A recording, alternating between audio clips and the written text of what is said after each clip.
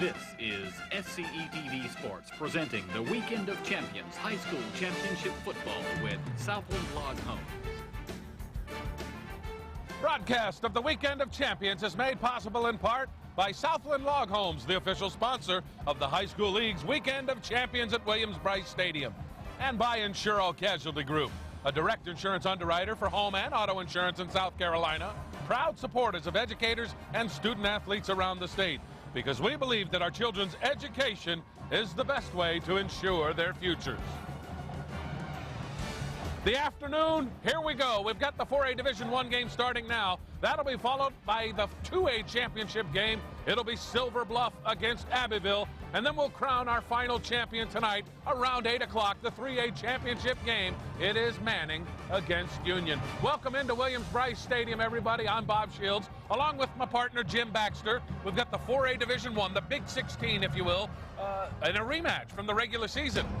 At Lexington, Dorman beat Lexington in overtime, and Lexington had a 14-point lead. Does that have any bearing here this afternoon? I think it does. Lexington lost that game.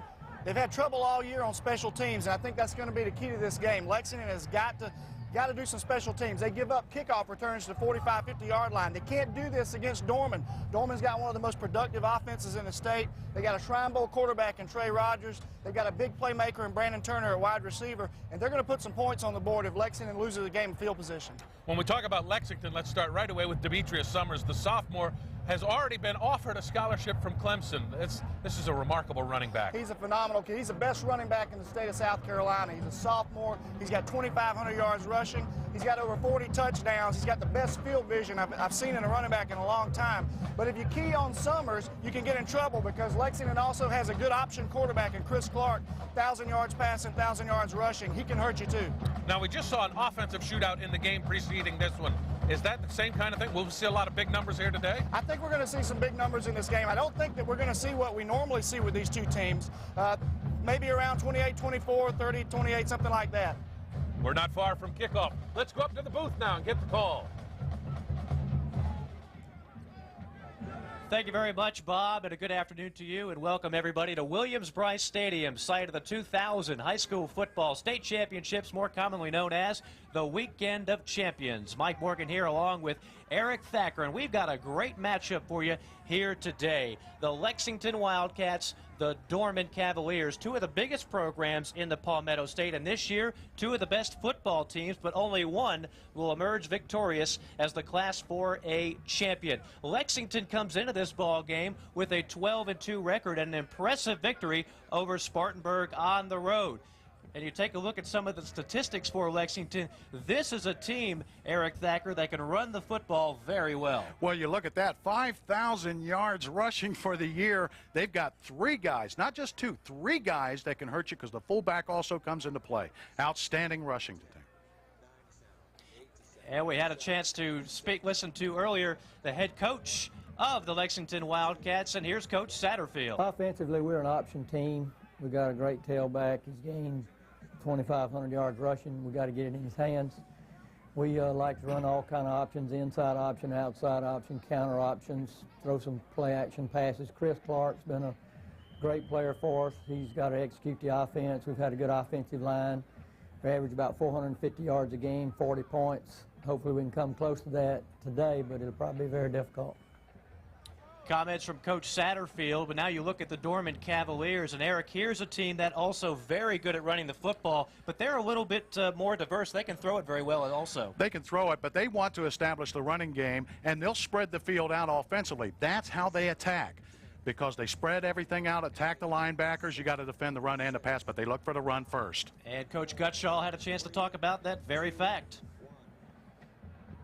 Well, even though we're a spread football team and be a one-back set most of the night, we've really turned into be a running football team rather than a passing football team. The last 2 weeks we've thrown 8 passes and 6 passes. So, but I'm not saying we won't open it up this afternoon. But basically we're more of a running team right now. Okay, so we have you set, and the weather a little bit cool, a little bit wet for parts of this afternoon, and battling the elements downstairs will be none other than Rick Henry. Rick? Well, you're right. It is a little cool down here on the sidelines, but so far, no rain, no snow, and we'll keep warm by watching some hot football action. I'm really looking forward to this Big 16 game. Lexington-Dorman, a rematch of the season opener. Dorman won it 38-35 in overtime, and you're going to see some of the top talent in the state in this game. Demetris Summers, one of the best high school running backs I've ever seen in South Carolina. Shrine Bowl performers on the other side. Should be a great afternoon of football in this 4A Division I contest. Let's go over to Bob Shields now. Bob? Thank you so much. Yeah, we're looking forward to this one very much. Jim Baxter here with us as well. Dorman Cavaliers, talk about that. They managed to come from 14 down with just over 6 minutes to play in that season opener at Lexington. Do they feel like they played their best football in that opener, or did they feel like they didn't play real well, and that's why they managed to rally when they did get their act together? They felt like they played real well in the last 5 minutes of the ball game, Yeah. naturally. Dorman's improved a lot. The first 3 games of the year, they were giving up 34 points a game. They've improved their defense since then. They're only giving up about 10 points a game now. Big improvement, and that could have an effect in the game. We were talking with Coach Jimmy Satterfield earlier this week. He says they're going to try to run the ball, and then they'll try to run the ball, and then they'll try to run the ball. But last week against Spartanburg, they did have some good efficiency with passing the ball. Had a couple of touchdown passes to the tight end Gardner. Yeah, they did, and Chris Clark's a dangerous quarterback on the pass or the run. Like I said earlier, he's got 1,000 yards passing and 1,000 rushing. He can put the points on the board. The key to the game is could be Dustin Curtis, a fullback. A lot of people key on Summers all year long. They try to shut Clark down on the option. What they can do is pop Curtis up the middle, and he's dangerous. He's got 1,000 yards rushing too. Dorman knows what it's like to play for a state championship here at Williams-Brice Stadium. The Lexington Wildcats have not won a state title since 1950. Key for those guys, I would think, more so than Dorman, to get off to a good start. Absolutely. I think the key to the game, as we said, is special teams, and I believe Lexington scoring early. I think if they can get a lead and their defense can hold Dorman down, we'll see a good ball game here. If they let Dorman get ahead of them, it's going to be tough for Lexington to come back. That experience factor for Dorman, how important is that? I think it's very important. They've got a lot of the kids that are out here today. We're on that team last year. Every one of them felt the pain of that loss. They lost by inches. They want this game. All right, Jim Baxter, thank you very much. Here we're set to kick off Game 3 of 5 of the Weekend of Champions. With the call, we go to the booth, Mike Morgan and Eric Thacker. Thank you very much, Bob. And boy, what a great matchup we have for you here today. The Lexington Wildcats and the Dorman Cavaliers. The coin toss took place just a few moments ago. Lexington winning and electing to defer. So Eric will have a chance to see that potent Dorman offense first. Well, as we take a look at Jim Satterfield, 5th year as the head coach, his record at Lexington right there, and he has a chance to capture his 100th win in high school ranks. There's Dave Gutschall, oftentimes called an offensive genius, but he actually does quite a heck of a job in seeing what the defense is doing. He makes great offensive adjustments. That is his strength as a head coach. And perhaps this could be a game with all the talk about the potent offenses. Which defense is going to show up here today? We know both these teams can amass a lot of yards. We know both of them can score a lot of points. But who's going to come up with the big plays defensively? We're going to also have to look at special teams and field position in this one and sit back. This could be an explosive ball game. The scoreboard may not hold up in this one. We're 2 for 2 in great games thus far. Hopefully we can make it a third one for you here this afternoon. Lexington getting set to kick off. It'll be Aaron Pritulak. Scratch that, make it Ed Brown kicking off for the Lexington Wildcats. 2 men deep for Dorman. And we are underway from Williams-Brice Stadium. This one's going to be fielded at about the 10. Near side of the 15 to the 20, out to the 25. He's got a hole, but then he's hit down at the 32-yard line. That's Brandon Turner on the return. And the Cavaliers will take over 1st down and 10.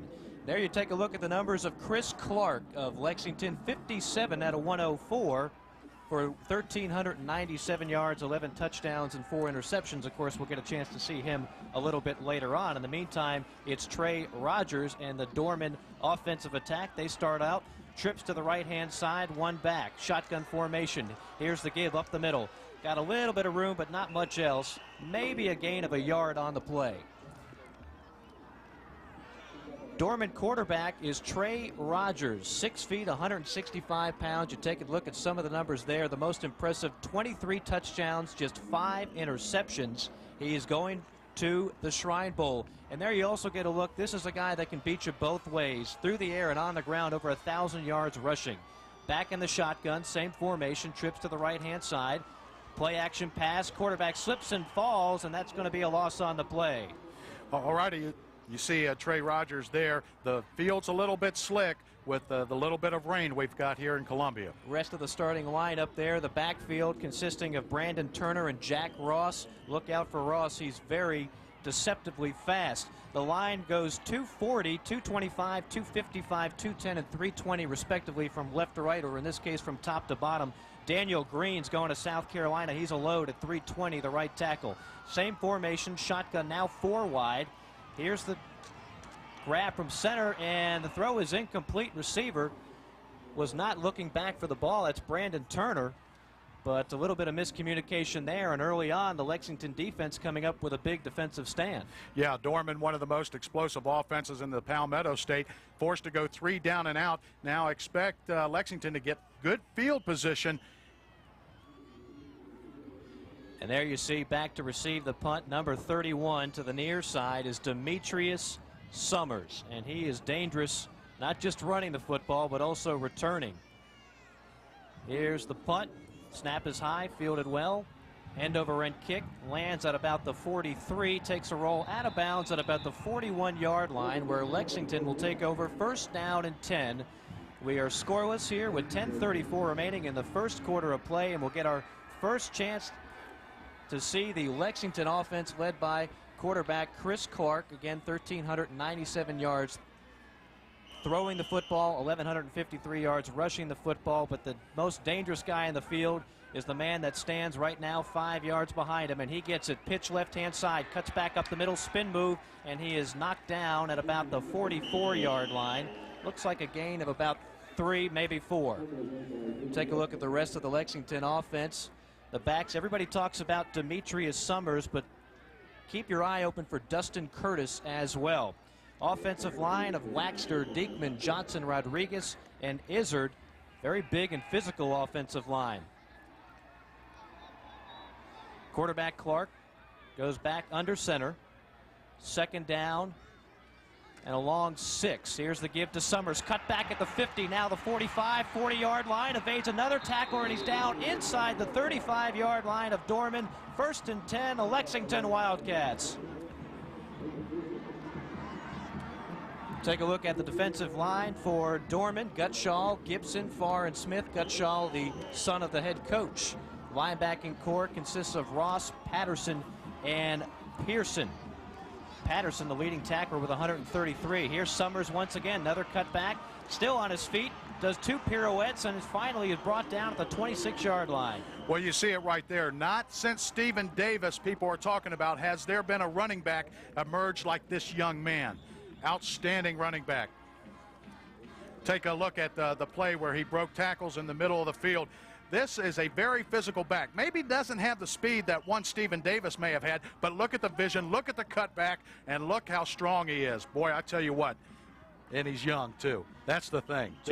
Yeah. Just a sophomore. It's scary to think how good he can be. 6'1", 195 pounds. They call him meat, and those numbers are not a misprint, folks. 2,582 yards, 37 touchdowns. You throw in 5 touchdowns receiving, and the young man had 42 trips to the end zone in 1 season. Just staggering.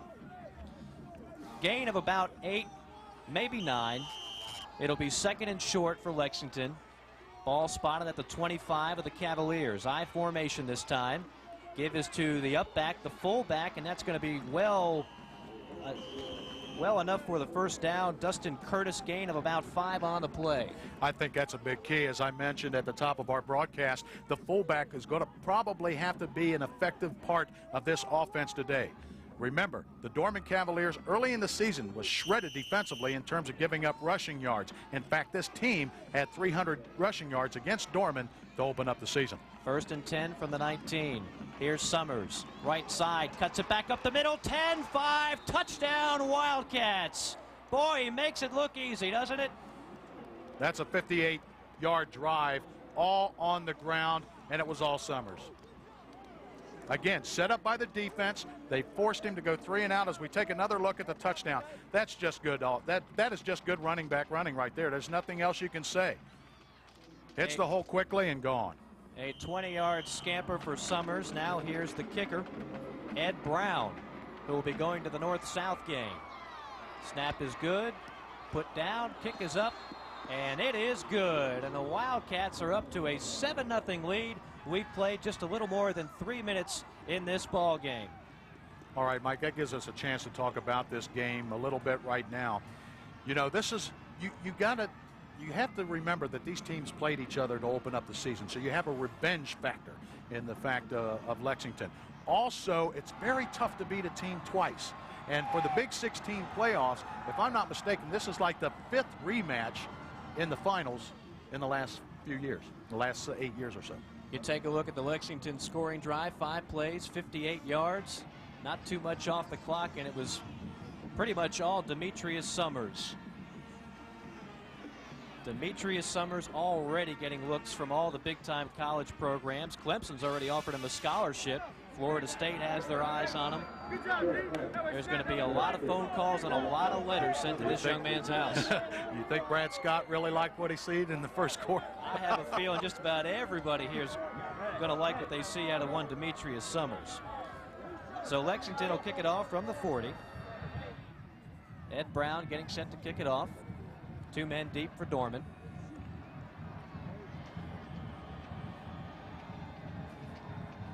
And here's the kick. Good looking boot. This will be fielded at around the 10. Out to the 15 is Turner, to the 20, near side, down the sideline, 30, 35, and spinned out of bounds at around the 37-yard line. Brandon Turner, such a versatile player for the Dorman Cavaliers. Plays offense, plays defense, and right there plays special teams. Very good. Look at his numbers for the year. 44 catches, 696 yards, averaging 15.8 per reception. But he's also a heck of a DB and a very good special team return guy. Giving the Cavs good field position. Let's see if they can get something rolling here. 25-yard return by Turner. Back to a 4-wide formation is Dorman. Rogers gets the snap. Fakes, now he goes, runs near sideline and out of bounds at the 45. Pickup there of about 5, maybe 6 yards. And that's something that we can expect to see a lot of here today, Eric. Absolutely, Rogers. They will spread the field out. Now he's going to run toward Big Green. Here comes Green leading the way, and Trey Rogers is going to follow number 72, who actually is the strongest guy on the Cavaliers team, benching 450 pounds. So expect them to run left most of the day. Well, they've got the short side of the field to the left this time out. 2nd down, we'll call it 4. Shotgun formation once again. Fakes the give, takes it himself, nothing doing. He is swarmed by 3 Wildcat defenders. Good defense there, as we talked about Daniel Green coming from the right side to lead the way. That play was also coming here to the near sideline, and again, Lexington just disrupted that whole thing. They want to shut down Dorman's running game. They want Trey Rogers to say, okay, we want you to beat us in the air.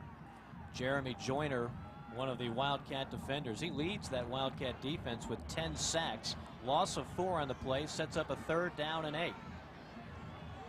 Familiar shotgun formation, 3 wide this time out. Rogers gets the snap, rolls out right, looking, fires, and it is incomplete. A great defensive play there. No flags. That was number 10, John Wheeler. John Wheeler getting his hand out there and knocking that pass down, or that could have gone for 6. Take another look at it. Brandon Turner on a down and out, and it just gets that left hand in there and knocks that ball down, or he could have been gone. Good defensive play there. So Dorman now will have to punt once again. 2 drives, 2 punts. Punter for Dorman is Andrew Hewitt. You see there, averaging 34 yards a punt. Here's the boot. Good looking distance, fielded at the 22. Not much hang time though. Summers tripped up and falls down at about the 27-yard line. Today's game is brought to you in part by Chick-fil-A. 7-0 our score. Lexington leads Dorman. They have the ball at their own 26, call it 27-yard line. Well, the Dorman defense, again, is going to have to step up. I know it's early in the ball game, but remember, a 58-yard drive the last time they had possession. Now they're scrimmaging from their own 26. Dorman's going to have to force a 3-and-out here. Just don't give up any of the big plays. Make them get about an 8 or 10-yard play to march it down the field. Don't give up anything big is what they're thinking. Toss to Summers. He's looking to throw. Now he's going to run it himself. 25, 30, 35. Did he stay in bounds? He did. Still on his feet at the 40. Changes field. 50. Finally ankle tackled at the 49 of Dorman. What a play by Demetris Summers. As you called it on the halfback option, you take a look at it. Summers squaring up his shoulders. Looked at maybe saying, okay, I'm going to throw this football. Decides to go ahead and run down the sideline. And missed tackles right there by the Dorman Cavaliers. Should have had him. Another great run by Summers. Off to a huge start here in the early going. Gain of 34. And that's not totally a surprise. He threw 5 passes this season. Here's the give to the up back for a short gain. Tackle there by Gibson, number 94 for Dorman. Big Emil Gibson, he's going to have to play superb today from his defensive tackle position. Around 300 pounds, only a junior. They expect great things from this young man next year. 2nd and a long 9. Clark getting the plays from the sideline. Coach Satterfield. You see him yelling them out. Now they're ready to go. Still plenty of time on the play clock. Here it is, rolls out left. He's looking to pitch. It's got to take it himself, and he is sacked. Well, that sack there coming by Jensen Turner, who plays both ways as a wide receiver and as an outside linebacker. That time, the keeper, and they made him pay. A loss of 5 on the play. You see, first he looked really didn't sell it. Yeah, didn't sell it too badly and too well, I should say, and could not find a receiver downfield. So that sets up a 3rd and long, 3rd and about 13. Lexington doesn't throw the ball much. They might here. No, give to Summer instead. He stutters, but nothing doing there. A gain of about a couple. Got near the original line of scrimmage, but Lexington will be forced to punt the football. And that was an important stop for Dorman. They had to get them, not give them any more momentum is what I'm trying to say. They had to force them to get a punt there. 5:45 and counting here in the first quarter of play.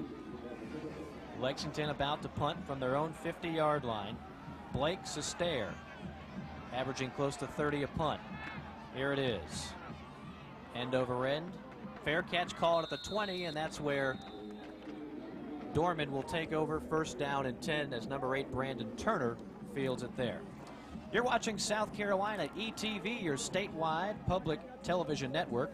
This is the time of year we ask for your support, so if you're watching and enjoying these games, please call and let us know with a pledge of your support. Your pledge will let us know that our Weekend of Champions coverage is programming you appreciate and something you'd like to see each year on ETV. For the first time now, Mike, they're going with the eye, going with Big Philip Price to lead the way from his fullback position. And we're going to have some motion right there. Looked like the tight end might have jumped early.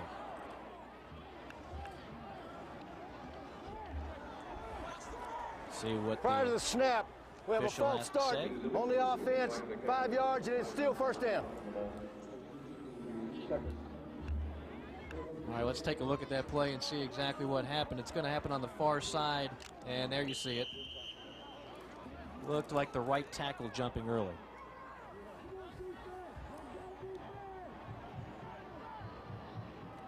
First down, 15 yards to go. I formation for the Cavaliers. Fake the pitch, now rolls out left. He's looking downfield, got a man, but incomplete, overthrown. Yeah, on the counter, he was looking for Jake Foster there on a down and out. Actually had 2 men open there. You know, the butterflies are fluttering in the stomach a little bit. Just a little too tall for his intended receiver there. First ball we've seen thrown to Foster. They love to go to the tight end, David Gutschall. Haven't seen a ball thrown his way yet. 2nd down, 15 yards to go. Trips to the left-hand side. Shotgun formation. Rogers gets the snap, rolls out left. Looks like he's going to take it himself. Nothing doing there. A nice play by number 44, Corey Green, the Shrine Bowl performer. And Eric, we knew coming in this was a special young man. on the defense. Yeah, Corey Green, 123 tackles on the year. Leads the team in tackles with losses with 16, and that's why. Just an outstanding performer. Going to Charlotte for the Shrine Bowl. So now a 3rd down and 15 yards to go. Ball spotted at the 15. Rogers this time will work under center. Man in motion far side. Here's the snap and fakes the end around. Instead gives it to the quarterback's going to take it himself. A little bit of chicanery there, but when it's all said and done, Rogers is brought down by 77, Jeremy Joyner. Yeah, we talked about Green. Let's talk about Joyner. He leads the team in sacks with 10, and he doesn't get a sack there, but just an outstanding play. Again, Dorman's trying some misdirection stuff, and you got to credit Lexington's defense. Joe Childs, our referee there, giving us the indication on a Dorman personal foul, and that's tough. Let's go back to it. That's a dead ball foul. Personal foul against the offense, half the distance to the goal. It's 4th down. There you take a look at some of the pretty outrageous Dorman fans. I hope they've got good doctors, a good health plan, because they're going to need it after this game. Lexington should get, again, good field position after this Hewitt punt. Punt at about the goal line. Field it at the 45. It's Summers. Fakes right now, goes left. 35, cuts it again at the 31. Bounces off a tackler there. Now he's got a lot of real estate. 25, 20, 15, 10, and down to the 5-yard line. Demetris Summers once again taking nothing and making something out of it. Well, you say it. He busted 3 tackles. As we take another look on the return, when he goes to the left, he's going to be corralled, and I don't know how he got out of there. A 40-yard return by Summers. Quick feet displayed thus far by the young sophomore. Yeah, Phillip Price unable to hog time. And then look at Trey Rogers coming in, the Dorman quarterback, to try to upend him there. Lexington goes in the eye this time out. Here's the give to the up back, 35, who's nailed at the 1-yard line. It's Dustin Curtis. He took a shot by Jack Ross. Yeah, Jack Ross, as this is coming straight into your living room, the eyes of Jack Ross. A good run, boom, and a good stick. We said that the fullback would be featured in this offense, mixing it up well. 2nd down and goal from the 1. Quarterback keeper, he is in there. Touchdown, Lexington. Well, I tell you what, the running attack of Lexington is the best that I have seen this year. In fact, Coach Dave Gutshaw said a few weeks ago about this Lexington offense that this was the best offense that he has seen this year, as you take another look at the quarterback sneak. Because not only do you have one guy that can run the ball, you have 3 guys that can run the ball. And you mentioned it, 5,000 yards on the ground. That's almost unheard of. Extra point now by Ed Brown. Kick is up, and it is good. So the Lexington Wildcats jumping all over the Dorman Cavaliers early on in the first quarter. They lead at 14-0. Now let's go down to our roving sideline reporter, Rick Henry. All right, and look who I found down here. Willie Jeffries, head coach of the South Carolina State Bulldogs. Coach, do you see any talent out on the field that can help out the Bulldogs? Oh, Rick, there's a lot of talent out here. And, you know, I was telling you how good these high school players are getting. And, you know, television helps, and the coaches are getting better. The players are getting bigger and faster. There's a lot of talent out here. And, Coach, this is a busy period for you. You're here this weekend. Then you'll be at the North-South game, then the Shrine Bowl. Yeah, and you have to make an appearance. Sometimes you've identified your athletes back in May, but we'll go to the North-South game. You have to be careful. All of your coaches have to go on the same day because you count those contacts and evaluations. And then we go to the Shrine Bowl practices the next week, so you keep busy. All right, Willie Jeffries, South Carolina State head coach, working hard on the recruiting trail. Let's go back upstairs. Okay, thank you very much, Rick Henry. Coach Jeffries, one of the many coaches and assistant coaches in attendance here this afternoon. You've got a lot of talent in this ball game, a lot of young men that'll be playing at the next level. Here's the kickoff, fielded at about the 5-yard line. Far sideline, running straight ahead of the 25, now heads toward the sideline, and out of bounds at the 30 is number 8, Brandon Turner. And we get a chance to look at the second Lexington scoring drive. Didn't take too long. 2 plays, 6 yards, 27 seconds. Of course, the 1-yard touchdown by the quarterback Clark, but really that was all set up by the punt return of one Demetris Summers. Now, I know it's early in this football game. We still have 3.5 minutes left to go in the first quarter. Dorman trailing 14-0. It may be premature to say that this is a big possession, but I really do think it is. Dorman's going to have to get something going to answer Lexington. Rogers under center, bobbles the snap, now picks it up, and he'll have nowhere to go, nowhere to hide. Again, we've had some light rain here in Columbia as we look at the fumbled snap. Now, Dorman last week did play in cold rain against Rock Hill and secured the ball well. In fact, that is one of the strengths of this team, is the fact that they don't give the ball away. They actually lead in the categories in terms of giveaway, takeaway margin. Just 9 turnovers. That's an amazing statistic. In 14 games, they've only lost the ball 9 times. Second and long, I formation. Rogers rolling to his left. There's the pitch to the deep back, who's got nowhere to go, and he's drug out of bounds at about the 30-yard line. That's 23, Jacoby Jones on the stop. Well, Jacoby Jones, he's a North-South All-Star candidate. 139 tackles. He actually leads the team in tackles. So we talked about Green, we talked about Jeremy Joyner, and now Jacoby Jones. Good lateral speed by Lexington, not letting Dorman get outside. Dorman likes to run outside quite a bit. Jones will be playing in the North-South ball game. Outstanding performer for the Lexington secondary. 3rd down and 8.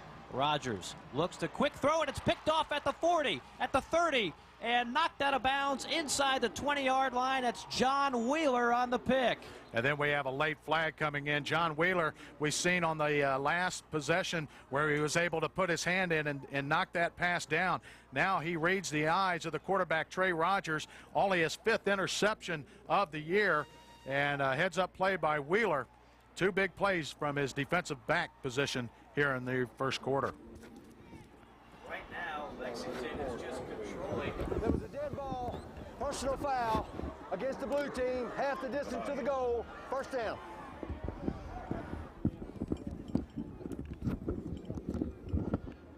Right now, Lexington is just controlling this ball game on every facet, offensively, defensively, and they've got a chance here to go up by 3 scores. Great field position inside the Dorman 10.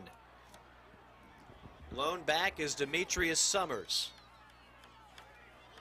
Under center, Clark takes his time. Barks out some signals to his players, looking over at Coach Satterfield. Now he's under center. Here's the give to Summers. He's going to kick it outside at the 10, at the 5, cuts it back at the 3, reaches out for the goal line, and just short of another touchdown. Or they're going to call it. They're going to give him the score. Did not see a signal, but they are going to give him a touchdown. All that you have to do is get that football to cross the plane. Now, if your knee is down before you stretch that football out, it won't be a touchdown. But I want to show you the key block inside of the 3-yard line right there. And yes, that is a touchdown for Lexington, folks. As we have the PAT, the snap, and the hold is true, and the kick is on the money. So just like that, Lexington capitalizing over the Dorman turnover, and they're on top 21-0. And remember, going back into the regular season, the Dorman Cavaliers' lone loss this year was to the Greenwood Eagles, who won last night. They were down 21-0, but were able to come back. They're going to have to do that again. They're going to have to get an answer right now. As we talked about David Gutshaw, a lot of people thinking that he's an offensive-minded coach. Very good in finding what defenses do and makes the adjustments. He's going to have to make an adjustment here, or this thing can get out of hand quick. 21-0, Lexington with the lead. You know, Eric, coming into this ball game, there was a little bit of concern. We knew both teams could score, but there were questions surrounding the Lexington defense. They've given up a lot of points this year. So far, they have completely dominated the Dorman offensive attack, and a big reason why they are up 21 points. Well, Dorman doesn't even have a first down, Mike. I mean, they don't even have a first down, and they've been scrimmaging deep in their own territory. And you've got to credit that to Lexington. And Coach Satterfield has prepped his defense well. Remember, this is one of the most explosive offenses in the state. Many weapons. Hey, Lexington came to play today. Brown with another kickoff, and once again, it'll be fielded by Turner at the 10. He's coming near side, has some room on the corner, but it's quickly closed, and he's out of bounds at about the 30-yard line. As you get another look at another very quick Lexington scoring drive, 1 play, 9 yards, 7 seconds. The last drive took 2 plays. So if it can't get any quicker than that, though, Eric, they're pretty much down to the bare minimum. Yeah, and you can't let the team scrimmage inside of your own 10 or inside your own 20 in the red zone. You're not going to win ball games defending your goal line. Rogers working out of the shotgun, 4 wide now. Blitz shown by Lexington. Here they come. Passes up. It's completed. Caught at the 33 and down at about the 34-yard line. That's the first reception there. That's Jensen Turner. The signature play for Dorman in the air has been that hitch play. And expect them sometimes to throw a hitch and go, a pump fake and go. But Dorman's got to keep something going. Jack Ross only has 1 carry in this ball game. He's going to have to run the ball. They're going to have to give it to Jack Ross. Also expect Brandon Turner eventually to maybe get an end around or line up in the backfield as well, number 8. Second down at about 7 yards to go. Once again, Rogers working out of the shotgun. Man in motion is number 43, Foster. Rogers rolls out left, picks up a good block, fires it downfield and off the hands and incomplete of Brandon Turner. I tell you what, John Wheeler again having a superb first quarter here at Williams-Brice Stadium as he comes around and knocks that pass away again. Jack Ross giving his quarterback some time as he freed him up with that good block. As you take a look at Trey Rogers, what's going through the mind of this Shrine Bowl candidate right now? He sees his offense really not clicking. Now expect them to have to go through the air. The line to make is going to be their own 40. Third down and about 7 yards to go now for Dorman. They've still yet to make it past midfield. And they still don't have a first down. Here's Rogers looking right, now looks left, avoids a tackler, throws it short to Turner, who's immediately wrapped up at the 30-yard line. Number 23, Jacoby Jones. Yeah, it looked like they were wanting to set up a kind of middle screen. Anytime those defenders can get to the quarterback real quick, that tells you that they're probably trying to set up a middle screen as Trey Rogers tried to fake him by looking to the right. And then good linebacker play here, because if Brandon Turner shakes that one, he's off to the races.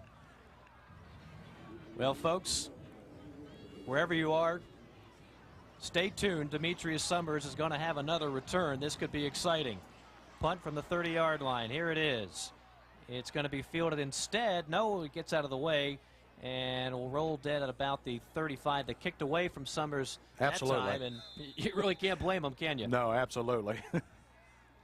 Perhaps that's something they wanted to do earlier in this ball game. 21-0, Lexington on top of Dorman. We have had some terrific ball games for you thus far. How about Sheldula and the Greenwood Eagles winning again? He's won at Abbeville, Union, and Greenwood. What a coach. Here it is, the Lexington attack. Once again, Chris Clark leading the troops. Lone back is Summers. Option play, pitch to Summers. He's at the 35, has a hole, 45, and down to about the 48-yard line. Demetris Summers. Well, let's just go ahead and say it, folks. You are looking at a star right there. You want to talk about attacking off of the option. It looked like Brandon Turner may have a chance to get him, but no. A gain of 13 on the play.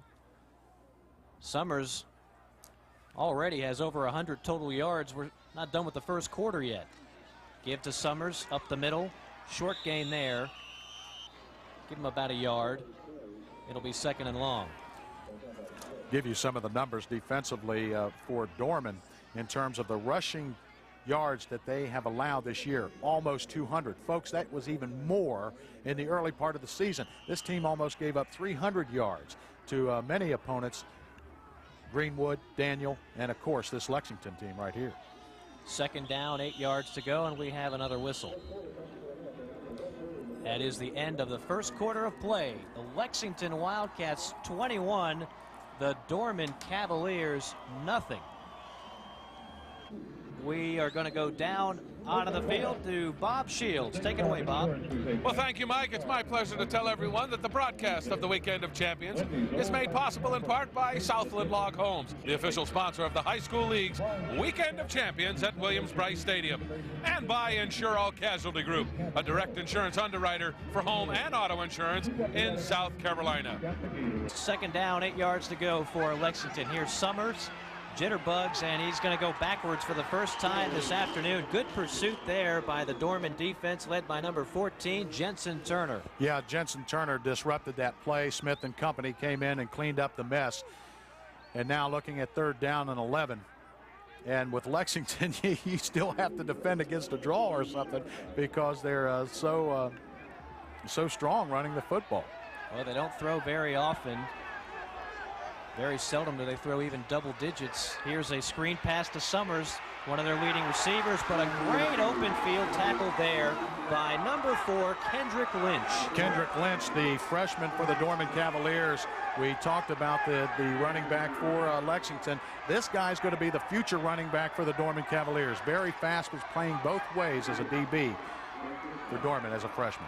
Good open field tackle there and a huge tackle. And boy, do the Dorman defense and the Dorman team desperately need that.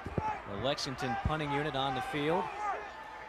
And Brandon Turner needs to get a big return here to give his offense a chance to scrimmage close to midfield. Punt by Sestaire. End over end, fielded at the 25 and down right there on one knee.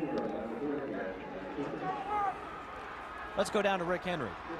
All right, down here on the sidelines, a lot of talk about Demetris Summers. People are talking about how he has that Heisman Trophy running back look. Reminds you a little bit of George Rogers, Bo Jackson, Herschel Walker.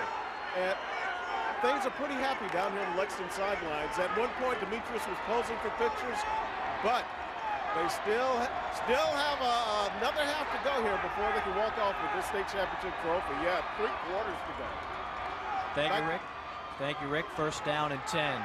Here's the give outside to Jack Ross. Good pickup on the play. That should be a first down. It is a first down. Jack Ross on the tall sweep. Brandon Turner with a huge block to spring him for the first down.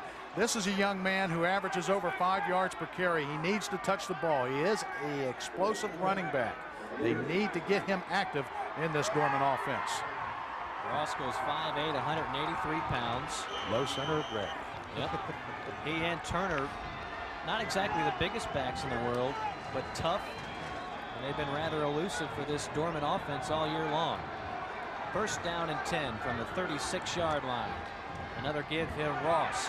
Cuts it outside, but not enough. Gain of about 1 on the play.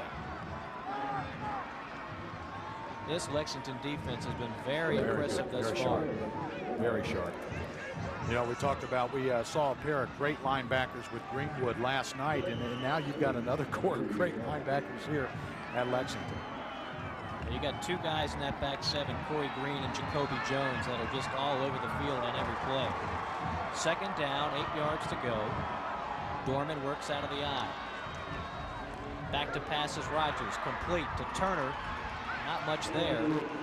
It'll move him closer to the sticks, but it'll be short. It'll set up about a 3rd and 2. Yeah, this is the hitch pass coming right at you. And again, I want to compliment the defensive play of John Wheeler. Interception, a couple of knockdowns, and an important tackle there on Brandon Turner. If Turner gets loose, he can be really exciting in the open field. Expect the Cavaliers, Mike, to do a Cavalier call here. On 3rd down and 1, they try to get a quick count at the line of scrimmage and push ahead on a quarterback sneak. 3rd down, we'll call it a long one. High formation. Ross the deep back. Man in motion is Gutshaw. Pitch to Ross, left-hand side. He cuts it outside at the 45 and down at about the 47. What a major league hit there by John Wheeler. Just keep talking about number 10. Now he comes up and lays a hat on the Dorman running back. What do you say? Complete defensive player? How about this? Oh, man, like he ran into a stump. Got his head down low and continued with the tackle. He's been all over the field himself, John Wheeler has. And that was an important first down for Dorman to try to keep the drive alive. 1st and 10 from about the 47-yard line. Rogers gives it off to Turner, and he'll pick up about 8 yards on the play. Now that's Jensen Turner.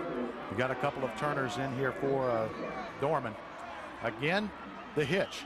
Now, once the defenders start coming up and cheating to defend against this, that's when you expect big plays, or them to try to do a pump fake or something else. Fake that throw and then go big on a fly pattern on the other side of the field. 2nd down and short. Rogers working under center. Lexington with 4 on the line. Here's the give. And Ross is stuffed, and he is taken back for a loss.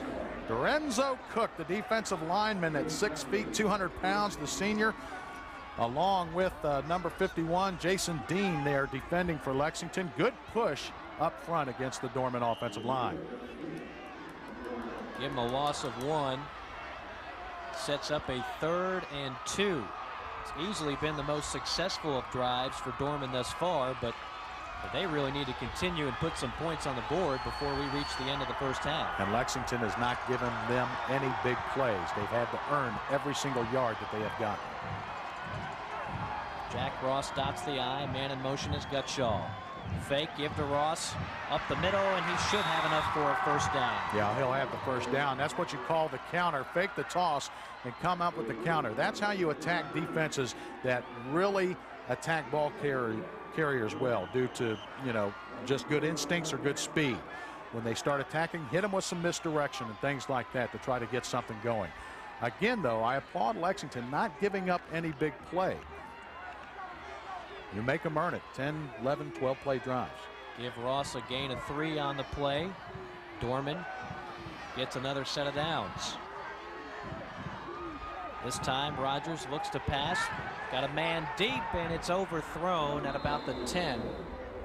Yeah, he was looking for Jarvis Nesbitt there on that far sideline, and I believe he did give a little pump fake on that far flat. That's the first time we've had a chance to really see some of the arm strength of Trey Rogers, and this is a good-looking quarterback throughout this season. You wouldn't know it thus far in this first half of play, but this is a young man that has been a very accurate passer for the 2000 season. Yeah, the difference between this Dorman team and other Dorman teams in the past is they secure the football. Second down, 10 yards to go. Rogers, option play, gives it to Ross. He's got nowhere to go. Yeah, that's Mario Davis, the safety, coming up for run support there to disrupt that play. Again, don't want to sound like a broken record, but Lexington is really challenging the most dangerous offense in the state in terms of a complete package, if you will. Saying, look, you know, we're going to come up there and we're going to hit you in the mouth. It's that simple. And here again, Dorman's going to have to convert on 3rd down and long, and the line to make will just be inside the Lexington 31. 3rd down and a long 9. Rogers this time works out of the shotgun, 3-wide formation. Lexington will send 5. Rogers scrambles to his left, throws it, and a diving attempt, but he can't make the play. That's number 8, Turner. So it'll set up a 4th and long, and they're going to go ahead and punt. I was thinking, Eric, that maybe the way this is going, they might decide to go for it, but they're going to play it safe.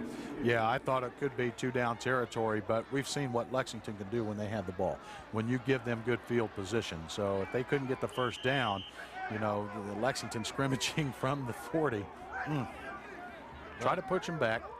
At least they can try to win the battle of field position here. They'll be punting it from the Lexington 40, so a chance to pin them inside their own 10. Here's the punt by Hewitt. It drops at the 5, and that's exactly what will happen. Fielded down at about the 2-yard line. Great job there by the Dorman special teams. But it'll come back to the 5 because that's when it was first touched. But I agree with the call. No sense to panic. Remember, Dorman was down in many games this year, and they are a second-half team. This team does well in terms of making the adjustments. But what the guys in blue need to do now is try to slow down this Lexington running attack. Well, the one bad thing about sustaining a drive, it Gave Demetris Summers to catch a little wind there. Now he's fresh again. He'll dot the I. Dustin Curtis, the fullback. Lexington has 2 receivers far side. Give is to, nope, quarterback keeper. He's going to roll it out left. He's got some open room there. 20-yard line and out of bounds at about the 22. That'll be a first down. Yeah, that's a gain of 16, 15 or 16 yards there. Good to see Clark coming right into your living room. You fake the belly on the triple option, and that's a keeper. And then you get slowed up, and then another big hit coming. He absorbed that blow pretty well, did Chris Clark. He goes the hit coming right to our camera. 6 feet, 185 pounds, and we have a whistle.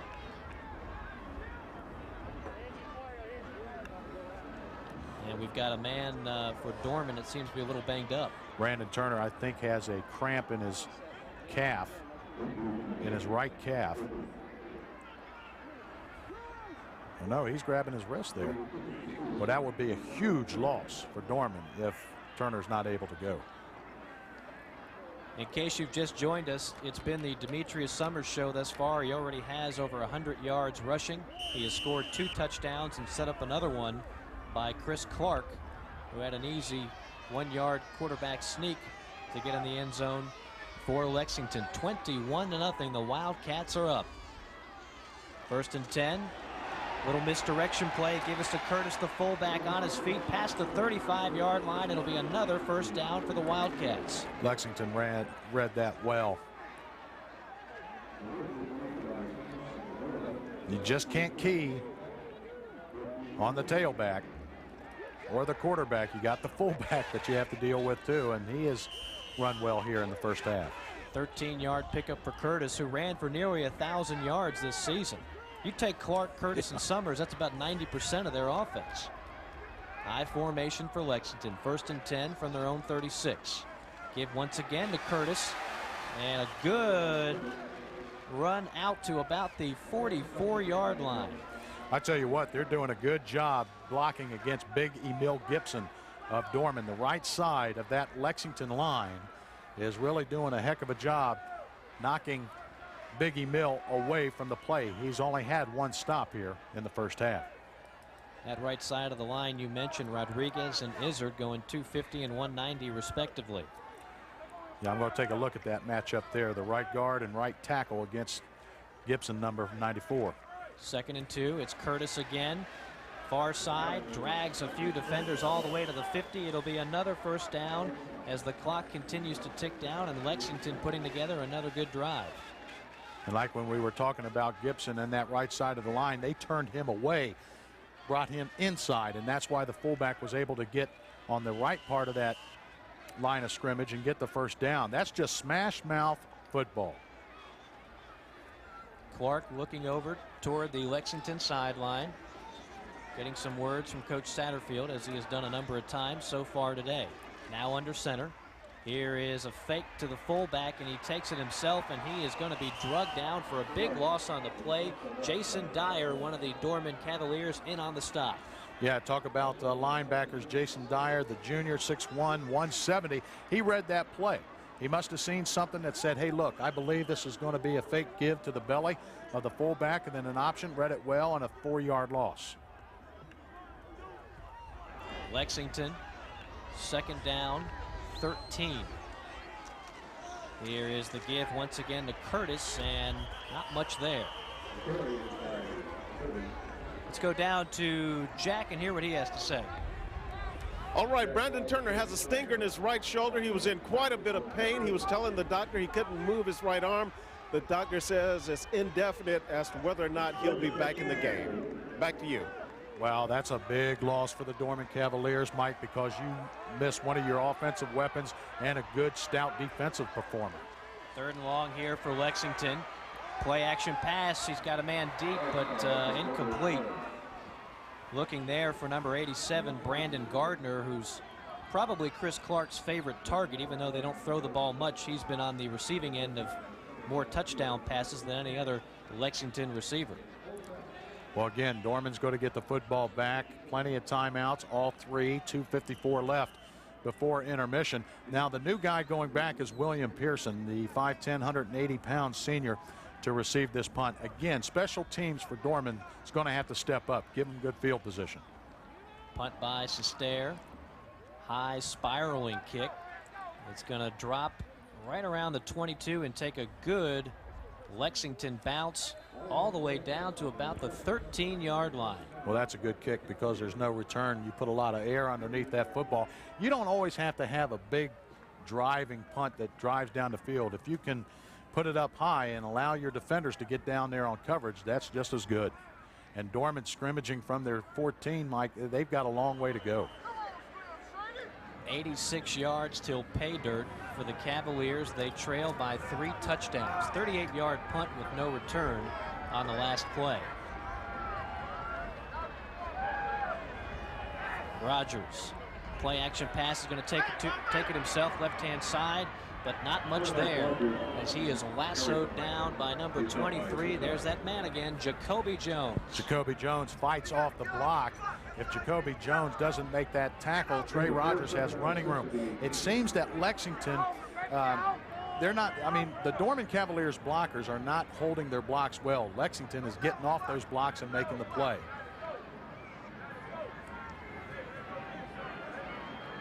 Second down, 6 yards to go. Ball spotted on the 18. Rogers has 3 receivers. Looking right, all types of time, throws it incomplete. And they're looking for an interference call. They're not going to get it. I think he was there maybe a step early. We'll have to take a look at it. But again, John Wheeler. Let's take a look if Wheeler gets there a little early, or do we credit him for another fine play? I'll give it to Wheeler. I think he separated him right when the ball got there. Good job, young man. Tie goes to the defensive back in that case. Third down, 6 yards to go. Rogers gets the snap. Looks right. Now thinking about taking it himself. He will. The 20 and down at about the 19-yard line. Not much there. They'll give him forward progress to pass the 20, but still well short of a first down. A lot of people were talking about Greenwood being the better defense that Dorman has faced. I have to question that now. Lexington has really played fantastic defense. Trey Rogers, you see the frustration as he just jerks his chin strap there. Nothing going for the Cavaliers. And again, clock running at 1:20. And the Wildcats still have their full allotment of timeouts. So expect them to attack and try to get another score before going in at halftime. Punt on the play. They'll punt it from the 21. Here it is from Hewitt. And it'll be fielded at about the 35 by Wheeler, and he's going to lose yardage on the play back to about the 31-yard line, where Lexington will take over first and 10. Nice play there by Jake Foster on the stop. You're watching South Carolina ETV, your statewide public television network.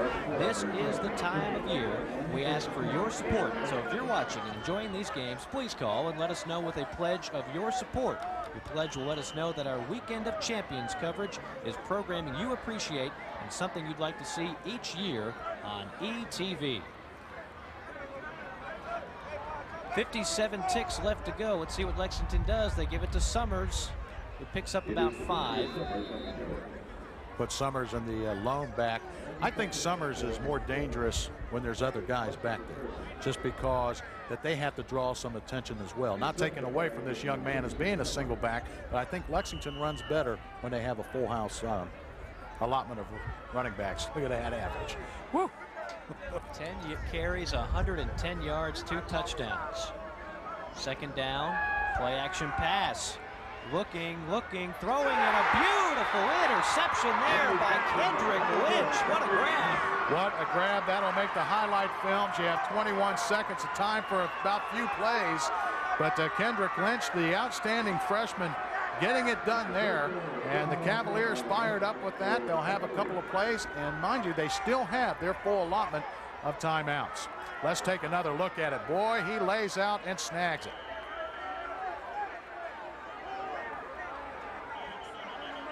Look at that. That is That's all-star stuff there, folks. Well, Eric, you've seen this Dorman team a number of times this year. They've had a Hail Mary pass or two go their way. Yeah, they had a Hail Mary against this Lexington team, which came at the end of the game as we take another look at this outstanding interception from the backside this time. Oh, talk about effort. Wow. Faster than a speeding bullet. Yeah, going back to that overtime, Mike, you mentioned the Hail Mary that Trey Rogers threw, forcing it in an overtime, and Dorman was able to win.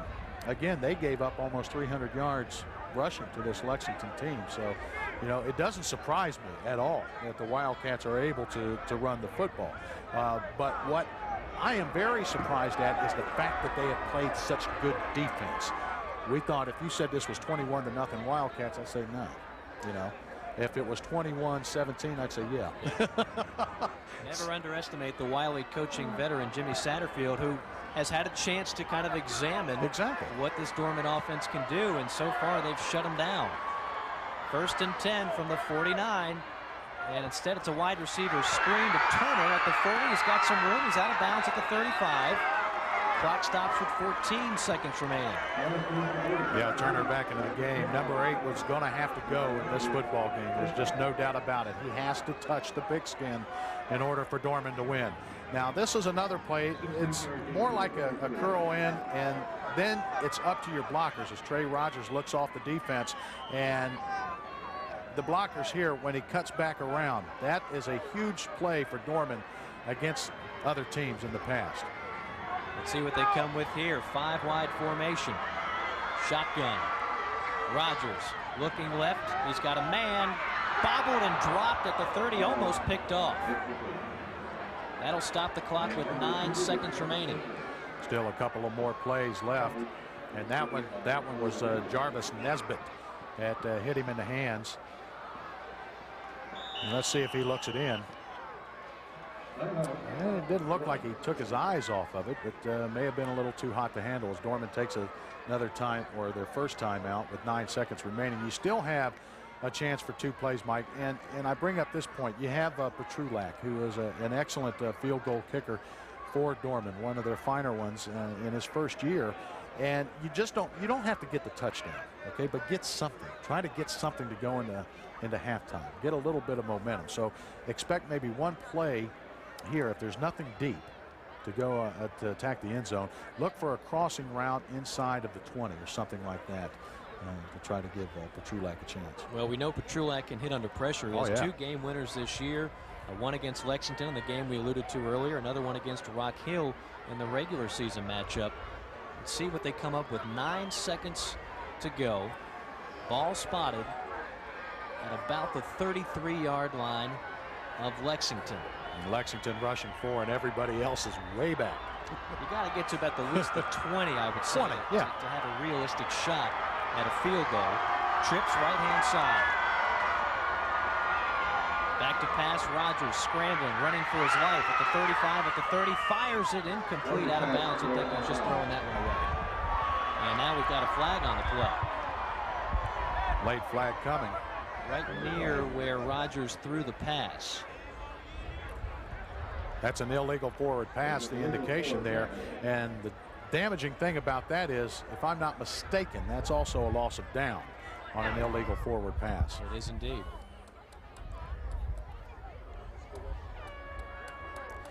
You know, the high school league is not, in terms of their rules, is not the same as we get the indication. We have an incomplete forward pass by the offense. Penalty is refused, and we have a ball. Not going to matter anyway as the clock runs out. Our score at the half, 21 for Lexington. The Dorman Cavaliers, nothing. And Eric, when you take a look at this first half of play, there's no other way you can say it, just complete domination by Lexington. A complete domination. Lexington defense. That's the story. Yeah, we knew about the offense. It's the defense for the Wildcats in this one. All right, for more analysis of the game, let's send it down to Rick Henry. And we're here with Lexington head coach Jimmy Satterfield. Coach, you're up 21-0 at the half. Is there anything that you're not pleased with about that half? Well, second quarter we didn't do much, but we had a great first quarter. Hope we can come back and have a great third and fourth quarter. Defense is playing fantastic. Demetris Summers proved what he is, and The offensive line's doing great. Hopefully we can keep it up. Are you going to warn your team about celebrating too early? Oh, yeah, obviously we had them 2 touchdowns before with 2 minutes on the clock. They can score quick. I think our guys know that. They came in here playing hard. The coaches did a great job with them, and hopefully we can play 2 more quarters. All right, Lexington head coach Jimmy Satterfield. Let's go now to Bob Schultz. All right, Rick, thank you. Halftime here. And let me tell you that the broadcast of this Weekend of Champions is made possible in part by Southland Log Homes, the official sponsor of the High School League's Weekend of Champions at Williams-Brice Stadium. And by Insuro Casualty Group, a direct insurance underwriter for home and auto insurance in South Carolina. Additional funding provided by the South Carolina Association of School Administrators. SCASA is proud to support our student athletes all over South Carolina. Bring in Jim Baxter once again. Boy, I don't think either one of us thought we'd be looking at a 21-0 Lexington score here at the half. Unbelievable. But, you know, the Varsity Sports Journal's been singing the song all year. Demetris Summers, 110 yards on 10 carries. This kid's phenomenal. Lexington's done a couple of things that we talked about before the game that they needed to do. They've improved their special teams. That's evident. The punt return, the kick coverage is excellent. The other key factor in this game is Dorman has been unable to get in the red zone. What does Dorman then have to do to get that offense moving? Well, they've got to do something to pick up some yards on first down. They've had too many second and third longs, and it's putting them in a bad situation where they have to go for a big play. If they don't get some first down yardage, they may be in the same situation in the second half. Jim Baxter, thank you very much. You know, Insuro Casualty Group is a proud sponsor of this SCETV Weekend of Champions. They also like to put the spotlight on a student athlete, someone who excels on the field and in the classroom.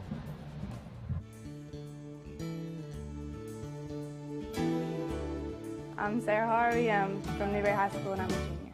My favorite class is anatomy, and we're dissecting in there now. It's a pretty hard class, and I'm in the honors program with the calculus and the English.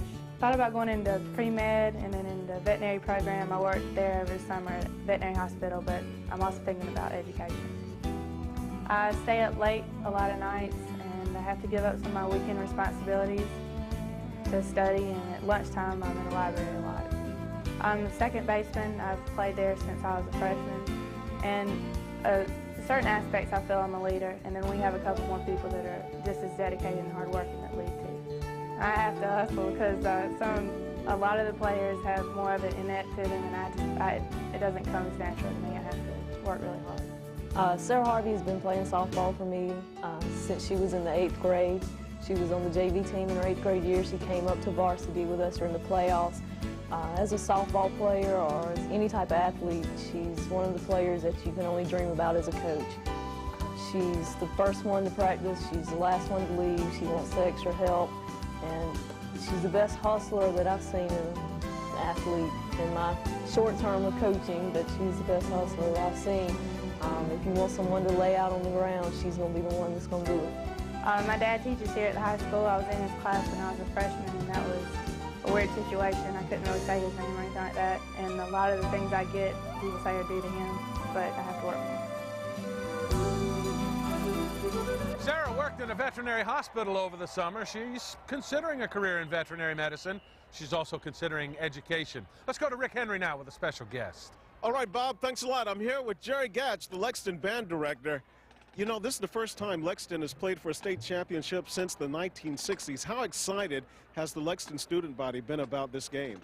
The whole atmosphere around Lexington this week and this season has just been one of just incredible amount of pep and spirit. Had a big pep rally at school on Friday, and you know, this is new to us, so it's just wonderful. This is such a spectacle to be here. You talk about it being new. Well, when you go this far in the playoffs, I imagine it's a long season for the band members as well, with practices, travel.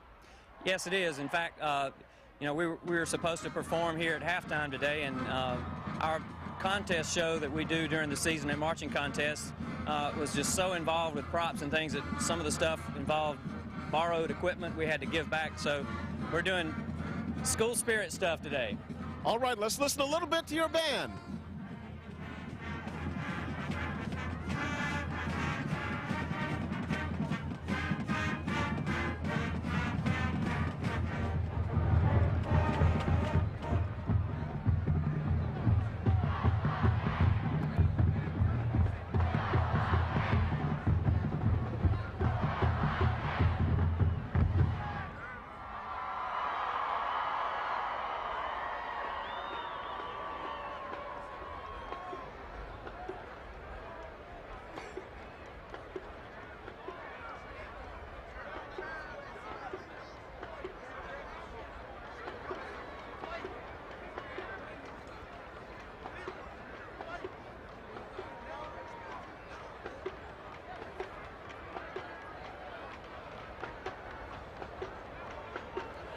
Bob Shields here now with a very special guest, Mr. Joe E. Taylor, president of Southland Log Homes. How are you, Joe? A little cold, but glad to be here. The official sponsor of this weekend of champions. You've been impressed so far with what you've seen this weekend? Man, I tell you, it's great football. The weather has kept the rain off us most of the time. We've had great guests, a lot of NFL players, legends back to flip the coins. It's really been a wonderful thing. Southland Log Homes' involvement in this project. You've been with it since we kicked it off. Why get involved? We helped Rodney Matthews. It is kind of a way for us to give something back to the state of South Carolina. I mean, we're headquartered here, got started here. Our first homes all went to South Carolina. It's community service, and it's turned out to be good for business too. Now, do you allow yourself to root for any of these teams? I'll root for all of them. You know, I tell you, I went to Coach Satterfield's camp when I was 12 years old, so it's kind of like old home week with him. I went to Wofford College, so Dorman's in Spartanburg, so you know, good connections to all of them. Just love to watch the sportsmanship, and man, I tell you, there's some great players out there in this game. Well, you know a little something about football. Does Dorman have a chance to rally and get back in this thing in the second half? Hey, we saw a comeback last night in the second half. Sure wouldn't surprise me again today. Very good. Mr. Joey Taylor, thanks for the visit very much. The Dorman Cavalier Marching Band is taking the field. Watch and enjoy.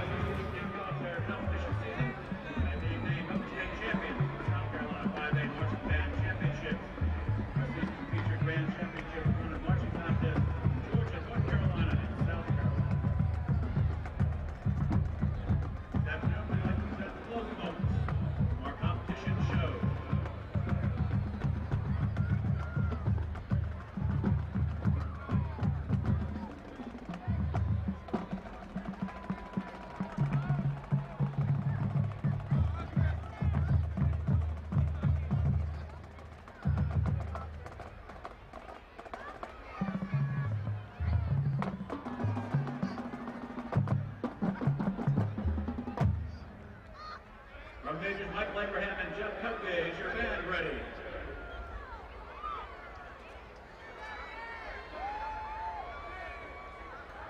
Marching Cavaliers, you may take the field.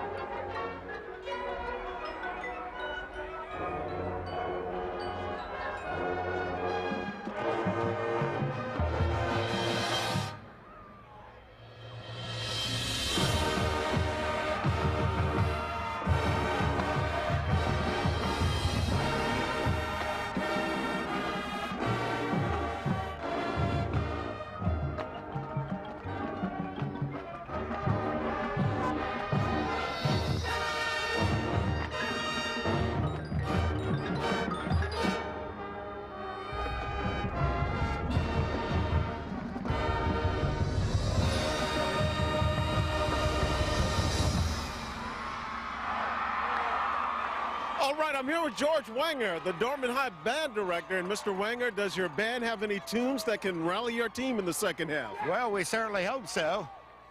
This is a busy time of year for high school bands, especially when you have a successful football team. It extends the season for you, and there's also Christmas parades. Oh, you got that right. Tell us a little bit about the hours of preparation that you and your band members have to put in each week just to get ready for a halftime show. Well, we put in about 8 hours a week of practice time during the fall when we are competing. right now we don't put quite that many hours in, but we build on the things that we learned for the first 14 weeks of the season.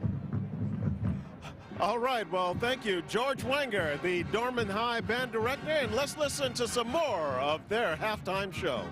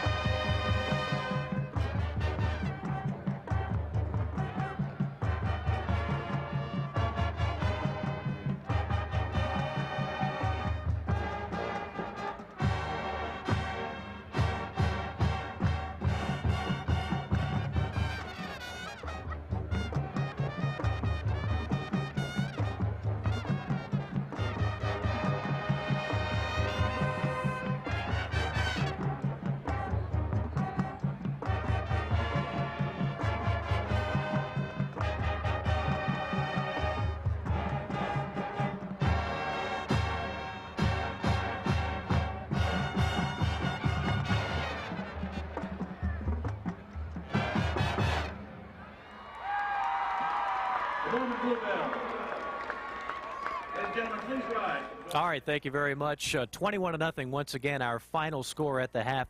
Lexington pretty much dominating this ball game thus far against the Dorman Cavaliers. And Eric, I guess you'd have to say the story. We knew they'd be two good offenses, but how about the Lexington D? How about the Lexington D? That's the big story. That is the big story, simply put, in the first half. They played superb. That's some of the best defense I've seen. What do you think right now that Dorman has to do? How do you think they're going to come out in the second half? Do they abandon the game plan and kind of avoid the run, or do we see them try to continue to get Jack Ross going in this one? Yeah, they're going to have to get Jack Ross going. They're also going to have to get the ball into Brandon Turner's hand again. I don't think you throw out the playbook. Not right yet. No sense to, I mean, you don't have a panic yet, but you definitely need to play good defense, because we know that Lexington's getting the ball. Get them to go 3 and out. Don't give up any points, and then do something with your first possession. That's the key. If Dorman can do something with that first possession, then we may have a ball game. Well, the big-time performers, for the most part, stepped up in the first half of play, particularly Demetris Summers. Here you get a look at Demetris Summers' first touchdown, just right up the gut. That was actually one of the lesser of the spectacular plays. Then he sets up another play on a return, and the quarterback, Chris Clark, goes in for touchdown number 2. Big defensive play here by John Wheeler with the interception, and that would set up yet another touchdown by the talented sophomore, Demetris Summers, as he gets in the end zone for the second time. Here's another play here. Great interception there by the Dorman defense. And you take a look at some of the stats, pretty much what we would expect, Eric. Domination from Lexington, 160 to 25 yards, not much in the way through the air for either team. Total yards, 159 to 58. And perhaps the biggest of the stats, Lexington twice as many first downs as Dorman in the first half of play. You said that's maybe what we were expecting. I think Dorman was expecting to have a little bit more than that. 58 total yards. That's by far their lowest output for the half. Hey, thanks a lot, Ernest. We're here with David Gottschall, head coach of the Dorman Cavaliers. Coach, what adjustments have you made to your defense to stop Demetris Summers? Well, they really surprised us. We came out thinking they'd be in the eye and running the option, and they're in one back, and that's what's really hurting us. So we've tried to make some adjustments and to go away when they're in the one back. Hopefully we'll give them a little bit better look. What about offensively? Well, they've just won the line of scrimmage. They've done a good job. They're playing man coverage. If they're going to put that many people in the box, we're going to have to be able to throw the ball with more success than we've done. Okay, Coach Gottschall with the Dorman Cavaliers. Let's go over to Bob Shields now. Rick Henry, thank you so much. I'm with Jim Baxter. And Jim, Coach Jimmy Satterfield knows something about winning a championship. He won a national championship when he was the head coach at Furman University. That experience, what do you think he told his team at halftime, up 21-0? Well, you tell them to keep doing what they're doing. They're dominating They're dominating this game on both sides of the ball. I throw a critical number out at you, 58. That's the total yards that Dorman has on offense. That's not what you expect from a team that's got 2,000-yard rushers and an 1,800-yard passer. They have got to get Trey Rogers and Jack Ross involved in this ball game, or we may see the second half just like the first half. Well, Greenwood had a 21-0 lead over Aiken last night. It wound up being a one-point game. Insure Casualty Group, a sponsor of Weekend of Champions, also likes to put the spotlight on a student athlete, someone who excels on the field and in the classroom.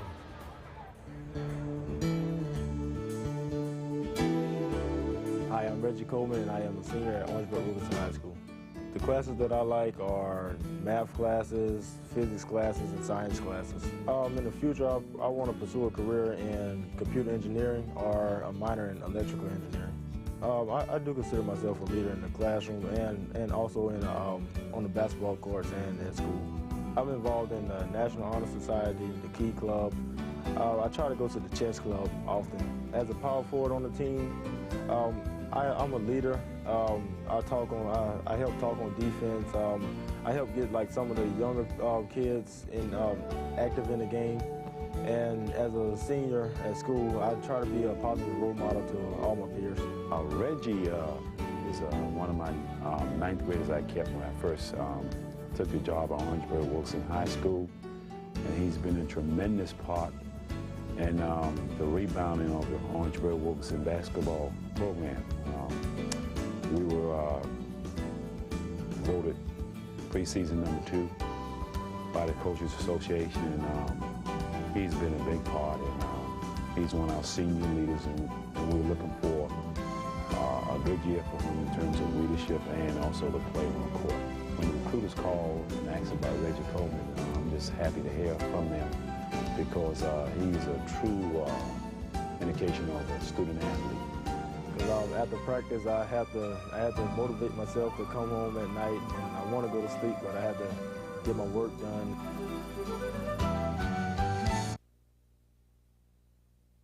Student athlete likes to go to considering a career at the Naval Academy is next step. We're ready for the second half. Let's go up to the booth. Mike Morgan and Eric Thacker with the call.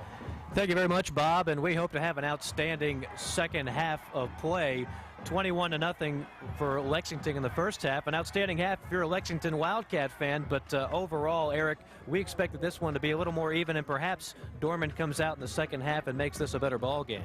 Yeah, Dorman's going to have to come out and make this a better ball game, and it begins with the defense. They are going to have to slow down Lexington. They're going to get the ball. Remember, they deferred the kickoff till the second half, so they're going to have to play tough defense on this first possession, and then offensively, they're going to have to do something with it. Again, don't have to panic yet. You can stay with your playbook. As Coach Gutshaw said, if they're going to put people in the box and try to shut down our running game, we're going to have to get it done through the air. This is a team with a quarterback that can throw the ball. Historically, Dorman has thrown the ball under head coach's tenure, David Gutshaw. So, again, defend the first possession, get something on your first offensive possession. The first 5 minutes, the old cliche, will tell the story in the second half in many ways. That's from a strategy standpoint, Eric, but another thing Coach Gutshaw mentioning is that they're just getting beat on the line of scrimmage, and they've got to do a better job handling the Lexington offense and defensive front. On both sides of the ball on the line of scrimmage. Big key there. Offensively, they've been able to take Biggie Mill Gibson out of this football game. He's not been able to get to a ball carrier. And then on the defensive side of the ball, disrupting a lot of plays with the front seven. So we are getting set for the second half of play. Dorman kicks it off to the Lexington Wildcats, in the third quarter is underway. This one's going to go out of bounds, and the flag will be thrown. Clint Harris was back there for Lexington. So we'll see if they elect to take it. I imagine they will. They'll take it at the 35. How about Coach Satterfield to get a state championship if this score holds true in the second half? 100th win. By the kicking team. Penalty places the ball at the 35. First down. If he can get the 100th win, that being a state title. Well, it'll just be another footnote into a legendary coaching career for Coach Satterfield.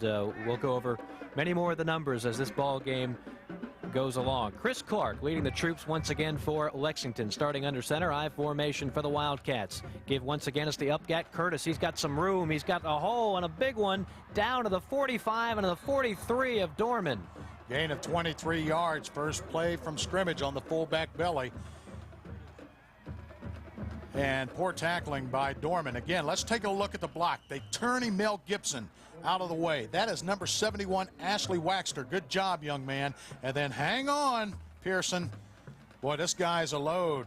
Dustin Curtis over the 1,000-yard mark now for the season. 1st and 10. It's Curtis again near the first down marker at about the 33-yard line. Boy, just when you think you've slowed down Summers, they give you a dose of Dustin Curtis. Well, that's why they have over 5,000 yards on the ground this year, because they got 3 guys that can run the football. 12-yard gain on the play for Curtis, the senior fullback. They'll stay in the eye. Clark takes his time. Now gets in the crouch under center, takes the snap, give to Curtis again. This time there's not much there as he's wrapped up on the play by number 31, Terrence Smith. Terrence Smith, the senior defensive end, 6 foot 185. Not big, but pretty good feet, able to get the tackle, but it's still a first down for Lexington. And if they put this ball in the end zone, look out. 1st and 10, I formation. Clark under center. Rolls out right. He's going to take it himself to the 30, out to the 25, rolls, still on his feet, helped a little bit by an offensive lineman and near the first down marker. James Davenport said, come on, buddy, I'm going to pick you up and get that first down for you. Again, winning the battle at the line of scrimmage. It all begins up front.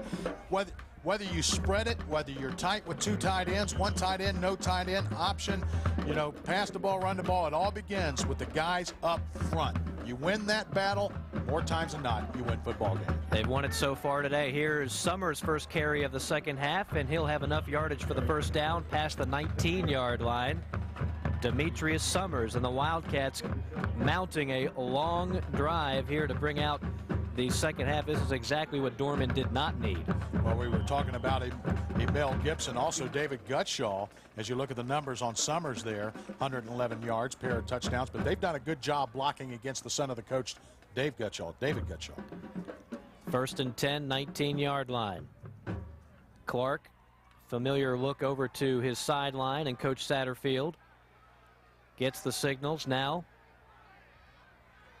Takes the ball himself. Left-hand side, cuts it at the 20 and down to about the 16, 17-yard line. A modest gain on the play. Good defensive pursuit there by Dorman. Well, Emil Gibson had him in the backfield, and he just got out of the shoestring grab of Emil Gibson. As you look at him, just couldn't get him around the ankles, but still only a gain of 2. 2nd down, 8 yards to go. Dorman, 5, 6 men on the line of scrimmage. Clark continuing to take his time. They may blitz on this one, Mike. Here it is. Clark taking it himself, avoids an ankle tackle at the 17 and out of bounds inside the 15-yard line. Well short of a first. It'll set up a 3rd and about 5. Yeah, they didn't come with a big blitz, but what they did was attack the line of scrimmage defensively. Not committing to the blitz, but up there for run support more than back on their heels. So good defense there by the Cubs. A very critical 3rd down and 5 right here. And we've got a whistle, looks like a timeout for Lexington as they want to think things over. Well, this is really, Eric, exactly what Dorman did not need. A long and successful drive thus far for Lexington. A touchdown here might just be too much to overcome.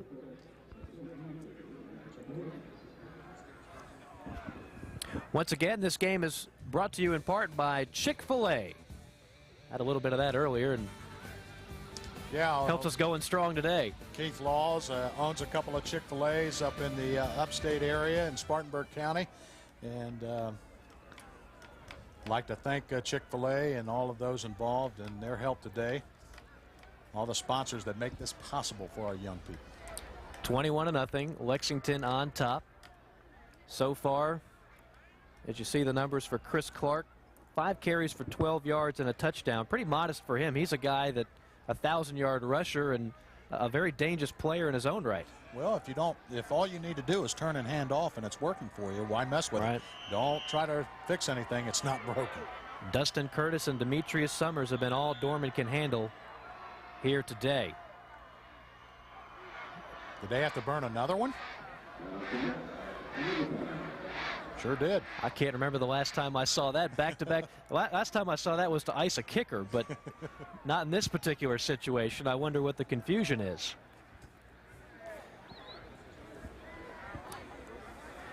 Gloria, the Life of Christ Sunday, 6 p.m. tomorrow at 6 p.m. on South Carolina ETV. Don't miss Gloria, the Life of Christ, a very special program celebrating the birth of Jesus of Nazareth through music and biblical text. James Earl Jones hosts this holiday special.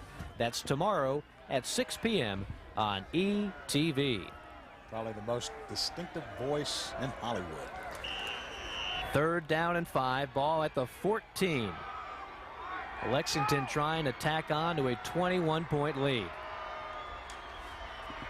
Clark back, now reverses his field, near side, hit at the 12 and drug down out of bounds. William Pearson on the stop, and that's going to be short of a first down. Well, I wonder if they're going to try to go for 2-down territory here. That was good defense by the Cavaliers. Thought that Lexington may have moved a little bit early before the snap. Well, they're going to bring out the kicking unit, and we're going to take a look at Ed Brown, who will be playing in the North-South game. Brown on the year, 3 of 5 in field goals, 69 of 71 on extra points.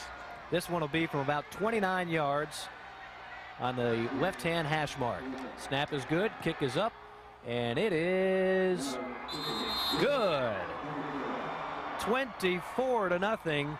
Lexington on top of Dorman. Well, we talked about the key being the defense for Lexington. And Coach Satterfield's going to talk to us about his defense. We've run a lot of different defenses against a team like Dorman.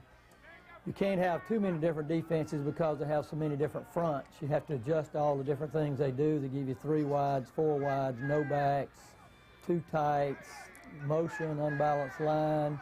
They're a great offensive team. They make you cover the field vertically, horizontally. They make you defend the whole field, and so you got to do a good job of getting in the right defense and not trying to get confused. We'll probably play 5 defensive backs to try to spread out. And of course, they've done a great job running the last 2 weeks, and we'll have to try to do a good job defending what they do.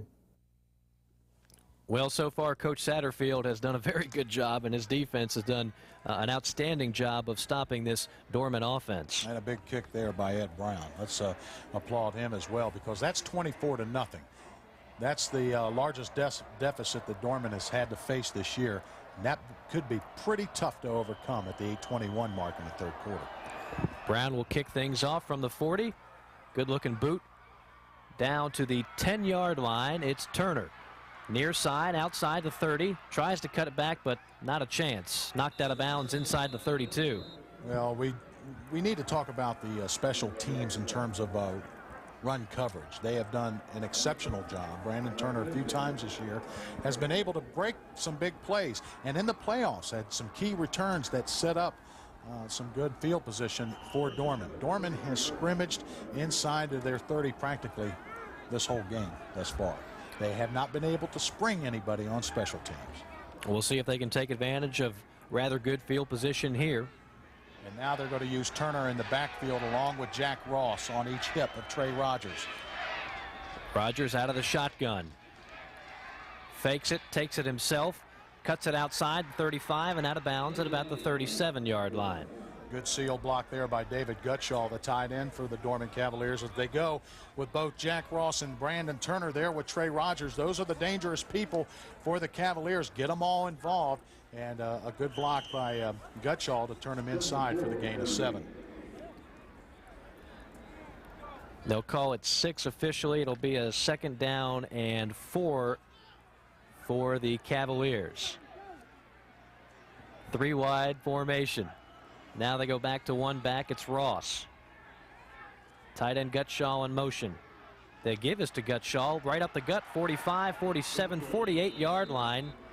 First time we've seen that one all day. And they've used that in the past. They will line David Gutschall up as the fullback. A lot of times you'll see Philip Price in that position. Gutschall, with the good hands, able to move the sticks for Dorman. Again, they're going to have to get inside. David Gutschall, 192 yards, catching some passes, but hasn't caught one here today. He's going to play his college football at Duke University. First down and 10. Play action pass. Quarterback rolls out left, throws it, overshoots Gutschall there. And it'll be second down and 10. Offensive line did a better job of giving Trey Rogers time as he rolled to the pocket to the left and overshot Gutschall on the tight end drag.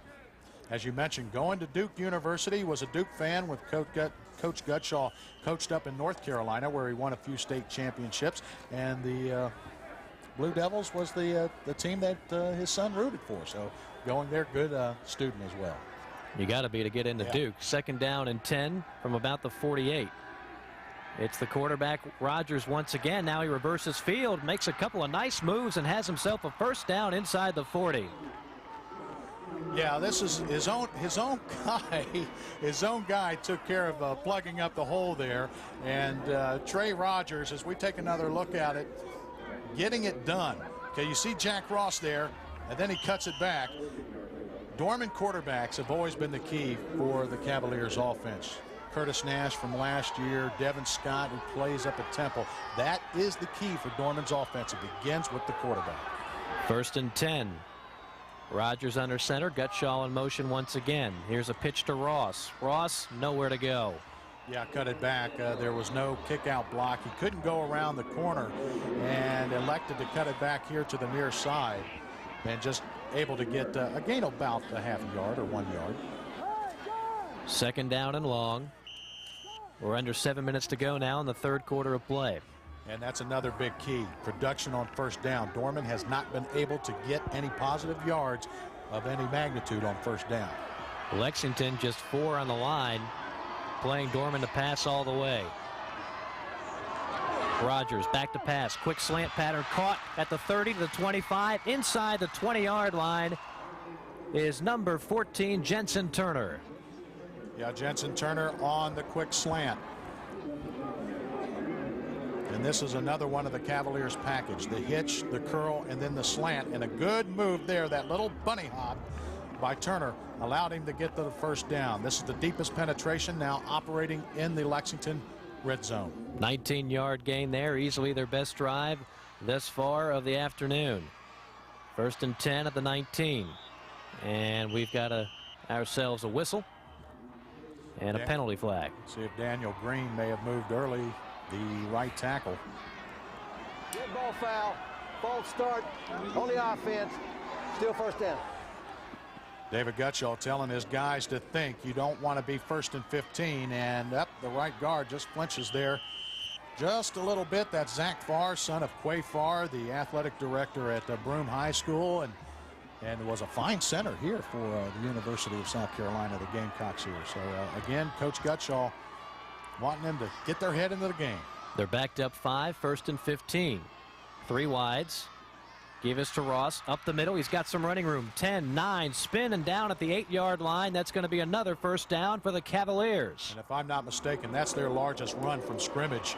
And that was an old counter, just a basic counter. Counter trade coming right there. There's the block to lead the way from David Gutschall. And then Jack Ross at 185 pounds, twisting and turning. And now first down and goal from the 8. Gain of 11 for Ross. 5'8", 183-pounder. He's the lone back on this formation. Rogers under center. Lexington now shifting at the line of scrimmage. Give is to the tight end once again, Gutschall, but Lexington defense is not fooled this time out. No, that's Jeremy Joyner, the defensive end, senior, 6'4", 220, wrapping up big David Gutschall, not allowing him to get anywhere. Again, first down production. Yeah, Trey Rogers, a lot of people talk about how low he is from receiving the snap. Don't know why that is, but, you know, he's done that from time to time. Looks like his gluteus maximus is about a foot from the grass. I've never seen a quarterback getting that low of a crouch. 2nd down and 9. Reverse play. Blocking's there. Oh, he stretches out, and he'll be down to about the 2-yard line. That's Brandon Turner.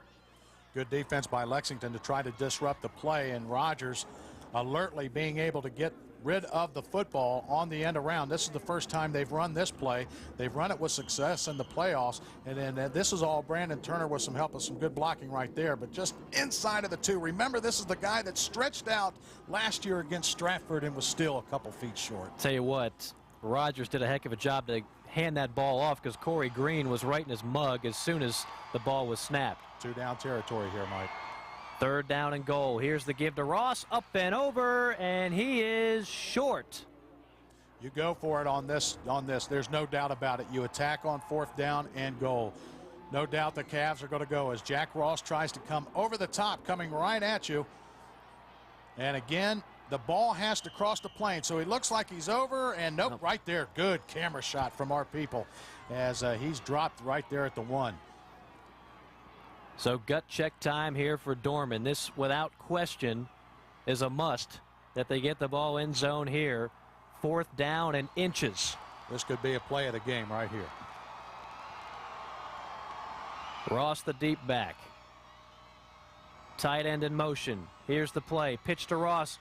Up the middle, touchdown, Cavaliers. We talked about Dave Gutshaw and about the offense. A lot of people call him the offensive genius, but I like how he adjusts his offense to the opposition's defense. That was a huge answer for the Dorman Cavaliers as we take a look at the toss to Jack Ross, and then Philip Price leading the way at the goal line as he's able to hit pay dirt for the Cavs. Again, David Gutshaw scripting out the plays to try to get some production. Well, that's that's the Dorman offense we expected coming into this ball game, Eric. We've heard so many good things, and statistically speaking, they're as good as they come in the state. We've got a timeout on the field, 24-6, and we'll see if Dorman elects to go for 2 here. Well, that's the problem. They were wanting to go for 2. Jack Ross now beginning to exert himself a little bit. Not really the yards per carry you want there, but in this position has performed well. Spent time out here. You don't want to burn them when you're trailing. I think they wanted to go for 2 and weren't on the same page. And yeah, you're down to 2 timeouts now, and you wonder if the Cavaliers are able to get back into that, if that'll come back to hurt them. But you got to go for 2 here. That makes it a 3-touchdown ball game if you can convert on each of the 2-point conversions. Talking about the timeouts, Mike, they missed one last year in a crucial situation on their final drive that came back to haunt them. So they will line the ball up at the 3-yard line as they do in high school football for the 2-point conversion. Watch Rogers here. Rogers will be the key on this play, I do believe. Ross the lone back. Rogers takes the snap. Play action pass. He's looking in the end zone. Got a man. Touchdown, Cavaliers. Come in with 2 tight ends looking like they're going to do smash mouth football. And the first reception for the son of the coach there on the 2-point conversion. We got ourselves a ball game, folks. That's a pretty looking play right there. If we could get another look of it. Good play action pass. Defense bites on the fake to Ross. And Gutshaw just runs a nice route, and this ball right where it has to be, wide open there. So 24-8 now. Conceivably, Dorman could tie this one with 2 touchdowns and 2 2-point conversions. We mentioned David Gutshaw going to Duke. His mom had a lot to say about that, too. Yep. She's into the education. The scoring drive, 11 plays, 68 yards, 5 minutes and 7 seconds. Taken on the drive, and again, just a good performance by the Dorman Cavaliers, mixing up their play calling well. What's going through the minds of Lexington right here? They've just been scored on. They don't need to change a thing. Stay with their offensive game plan and try to march it back down the field and answer. And it's important to note there's a lot of time left in this ball game. You've got 3:14 in the third and an entire 4th quarter of action. So what that does is it really changes the whole complexion of this ball game. And you started to see some of the heads looking down a little bit on the Dorman sideline. Now this rejuvenates this ball club, and maybe the defense can pick it up a notch. Here's the kickoff. Lexington will field it at about the 15. Drops the football. Can't find it. It's a loose ball. That's Dorman ball. And it is officially recovered by the Cavaliers. That's the break they needed. Just like that. You know, I believe that was Dustin Curtis, if I'm not mistaken, who was reaching out to try or check that. That was yep, just reached out and it went right through his hands. Randy Arendt there, and the Cavaliers able to knife in there and get that football. Huge turnover. If Dorman is able to capitalize on this possession, we may have a situation like we had last night in the Greenwood game against Aiken. First turnover for Dorman. You see the Dorman fans on their feet now, as loud as they've been all afternoon. Here's the play. Rogers hands it off to Ross, right-hand side, 10-5, touchdown Cavaliers. No flags. That was the counter. And again, good blocking at the point of the attack that sprung number one for the 19-yard touchdown. I think you got to go for two here, Eric. There's no doubt. I mean, they've got the momentum. And Stephen Callicut's coming in. Let's take another look at it again. The counter Trey, as Trey Rogers in that low stance that you were talking about, hands it off. Good block right there. And then outruns that tackle. And then number one hits pay dirt for Dorman. We've got ourselves a ball game, Mike. They came up with a great play on the two-point conversion last time. Let's see what they can come up with here. Lexington has got just to stay composed, okay? They're still, you know, up by 10 at this point with this PAT coming, or the two-point conversion coming. More on that in a second. Perhaps a little bit of, well, they're going to start it from the left hash mark. You get your choice. Interesting. I formation, man in motion. Play action pass, rolls out, throws wide open once again is the tight end Gutschall. Two-point conversion is good for the Cavaliers, and we have ourselves an 8-point ball game here at Williams-Brice Stadium. Again, the play fake as Trey Rogers rolls it out, and Gutschall hauls it in at 24-16. The Stratford Knights last year, right on this field, had a lead, and Dorman made a huge run in the fourth quarter. Let's go down to Rick Henry on the sideline. All right, I'm here with Ronnie Matthews, Executive Director of the High School League. Ronnie, quite a show this weekend. Aiken Greenwood, a one-point game last night. Lamar 96, a ton of points in the first game today. And now Dorman rallying from a 24-0 deficit. Tremendous game. It reminds me a lot of what went on in Greenwood Aiken last night. Seemed like everybody counted Aiken out for dead, and boom, all of a sudden they were an extra point away from tying it up. This Dorman team's come back in a short period of time. We got a heck of a ball game, Rick. We certainly do. How are you doing at the gate today? Is the cold weather keeping some fans at home? Well, it's hard to say right now to look at the crowd that we have here. I'd say no. As actual figures we don't have, but last night's figures were almost identical to last year's. We had about 9,000 here last night. All right, maybe some folks are home watching us. Let's go back upstairs. Thank you, Rick. Kickoff is fielded at the 6-yard line. And down at the 17 is John Wheeler, where the Lexington Wildcats will take over. Get a chance to look at the Dorman Cavalier scoring drive. One play, 19 yards, 11 seconds. Ross, the 19-yard touchdown rush, and, of course, the two-point conversion by Gutschall. Boy, we've had some short and quick drives here so far today. Both teams now. Now it's important for Lexington to go back to what was so successful in the first half, going back with the lone back with Summers and use him. And, again, try to take some of this momentum that the Cavaliers have gotten. Dorman crowd is rowdy. The players very much energized by what has happened in the last two drives for the Cavaliers. Now, how does Lexington respond? Under center is Clark. Summers the lone back. He gets the ball. Bounces off the 20 and out to the 23-yard line. Hey, that's still a good run on first down. I mean, anytime you can get 4.5, 5+ yards on first down, you're doing something. And they got Dorman a little bit confused there as they gained 6 on that first down. You take a look at David Gutschall and those guys getting a break. There's his teammates there. But, again, good production on first down. That has been the key for the Lexington offense as well. Kind of interesting now that they're down by just 8. The lone back is Summers, who gets the ball here once again and is near a first down. But Summers, I have a feeling we're going to see Summers get the ball a lot more in this particular drive than we did the last couple. Yeah, they were going back with Dustin Curtis on the last couple of possessions, and you're absolutely right, Mike. You got to go with the guy that really got you here. They all got him here, but you need to go with your primary back, which is him. And that was, he's only a sophomore, but see how he stretched out to get that first down? That's instinct. That's stuff you can't coach. First down and 10 from the 27. Here's Summers again, off right tackle. Stopped at about the 30-yard line. 14, Jensen Turner held him up and drove him back. Nice play there by Turner. Yeah, Turner plays both ways for the Cavaliers, and some other Cavs play both ways too, as Brandon Turner is still in there as a safety.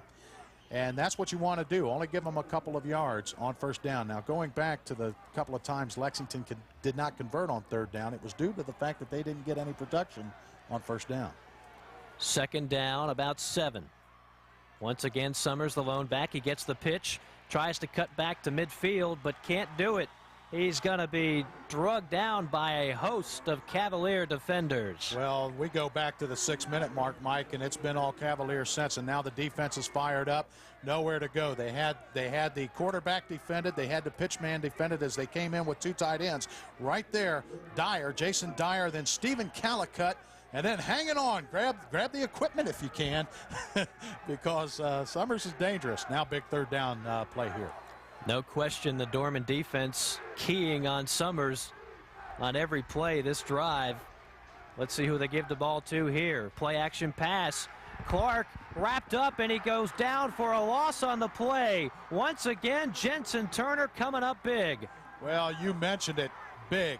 And that is the biggest tackle that the Dorman Cavaliers have made in this football game. The option coming right towards you, coming to the near side. The pitch man is covered there by Pearson. And then Turner wraps up the quarterback, Chris Clark, and sends him down to the turf. Now Dorman can get excellent field position after this punt. 19 seconds remaining in quarter number 3. Couldn't play it any better defensively. Lexington first forced to punt the football from their 27. This one is a high punt, but not very far in distance. Fair caught at about the 43-yard line, where Dorman will take over. First down and 10. Well, 4 seconds remaining, and again, we go back to the 6-minute mark, and that was after Lexington was able to drive down the field and get the field goal. It was 24-0 at that point, and now we have 4 seconds remaining in quarter number 3. It's 24-16. Dorman has first down and 10 at their own 44. Memories of last year when they were down a couple of scores in the fourth quarter, was able to come back. This team knows how to come back from deficits. A 24-point here today. They're now down to just 8 points. Here's Rogers under center. Takes the snap, quick slant pattern. That ball's bounced around and finally finds the grass, much to the liking of the Dorman team, who had to hold their breath a little bit on that one. No doubt about it. Momentum could have quickly got away. Let's go to Bob. We've played 3 quarters at Williams-Brice Stadium. Lexington leading Dorman 24-16. It's a thriller. Stick around, because this broadcast of the Weekend of Champions is made possible in part by Southland Log Homes, the official sponsor of the High School League's Weekend of Champions at Williams-Brice Stadium, and by Insure All Casualty Group, a direct insurance underwriter for home and auto insurance in South Carolina. And it promises to be a very exciting fourth quarter of play. An 8-point lead now for Lexington over Dorman. Dorman has the football in good field position. They are at their own 44-yard line, facing a second down and 10. Fake reverse, Rogers on a keeper. Breaks it left, he's got a lot of room. 40, it's a foot race. 30, 20, 10, 5, touchdown Cavaliers.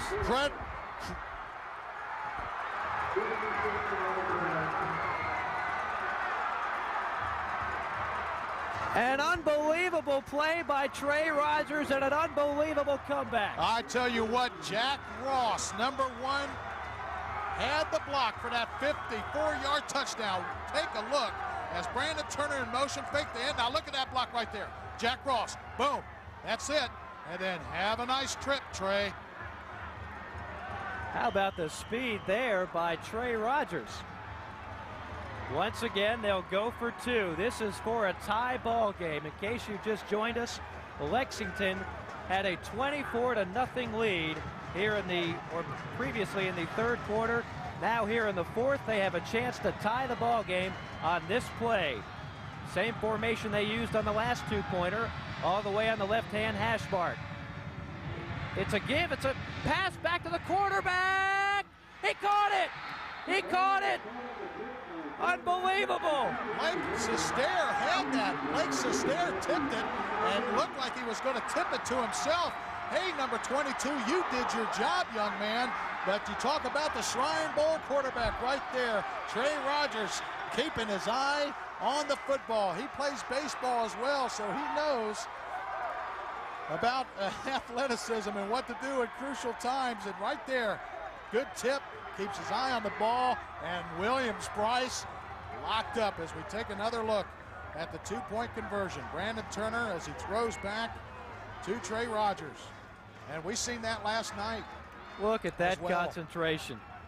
That's a thing of beauty. What a drive for Trey Rogers. First the long touchdown, and then he makes an outstanding catch in the back of the end zone.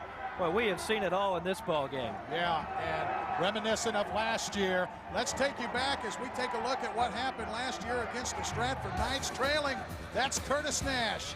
As Curtis Nash trying to bring his team back into the end zone, touchdown, Brandon Turner, and then Jamal Nelson, who was held in check for most of the game, dots the I and takes it in from a few yards out. And then you know the rest of the story last year, a couple of yards short. This team knows how to come back. Well, I hope none of our viewers today changed the station when they saw 24-0. If so, they're going to be shocked what they see in the paper tomorrow. Here's the kickoff, fielded at the 13 by Wheeler. Goes toward the center of the field and finally goes down at about the 24-yard line. Take a look at the scoring drive for Dorman.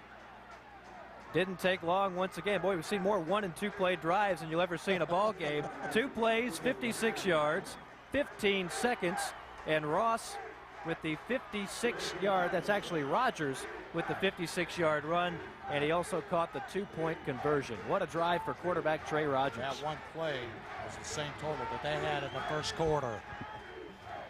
Momentum clearly on the side of Dorman now. Can Lexington respond? Oh, that's Big Emil Gibson. The defense really playing well now, Mike.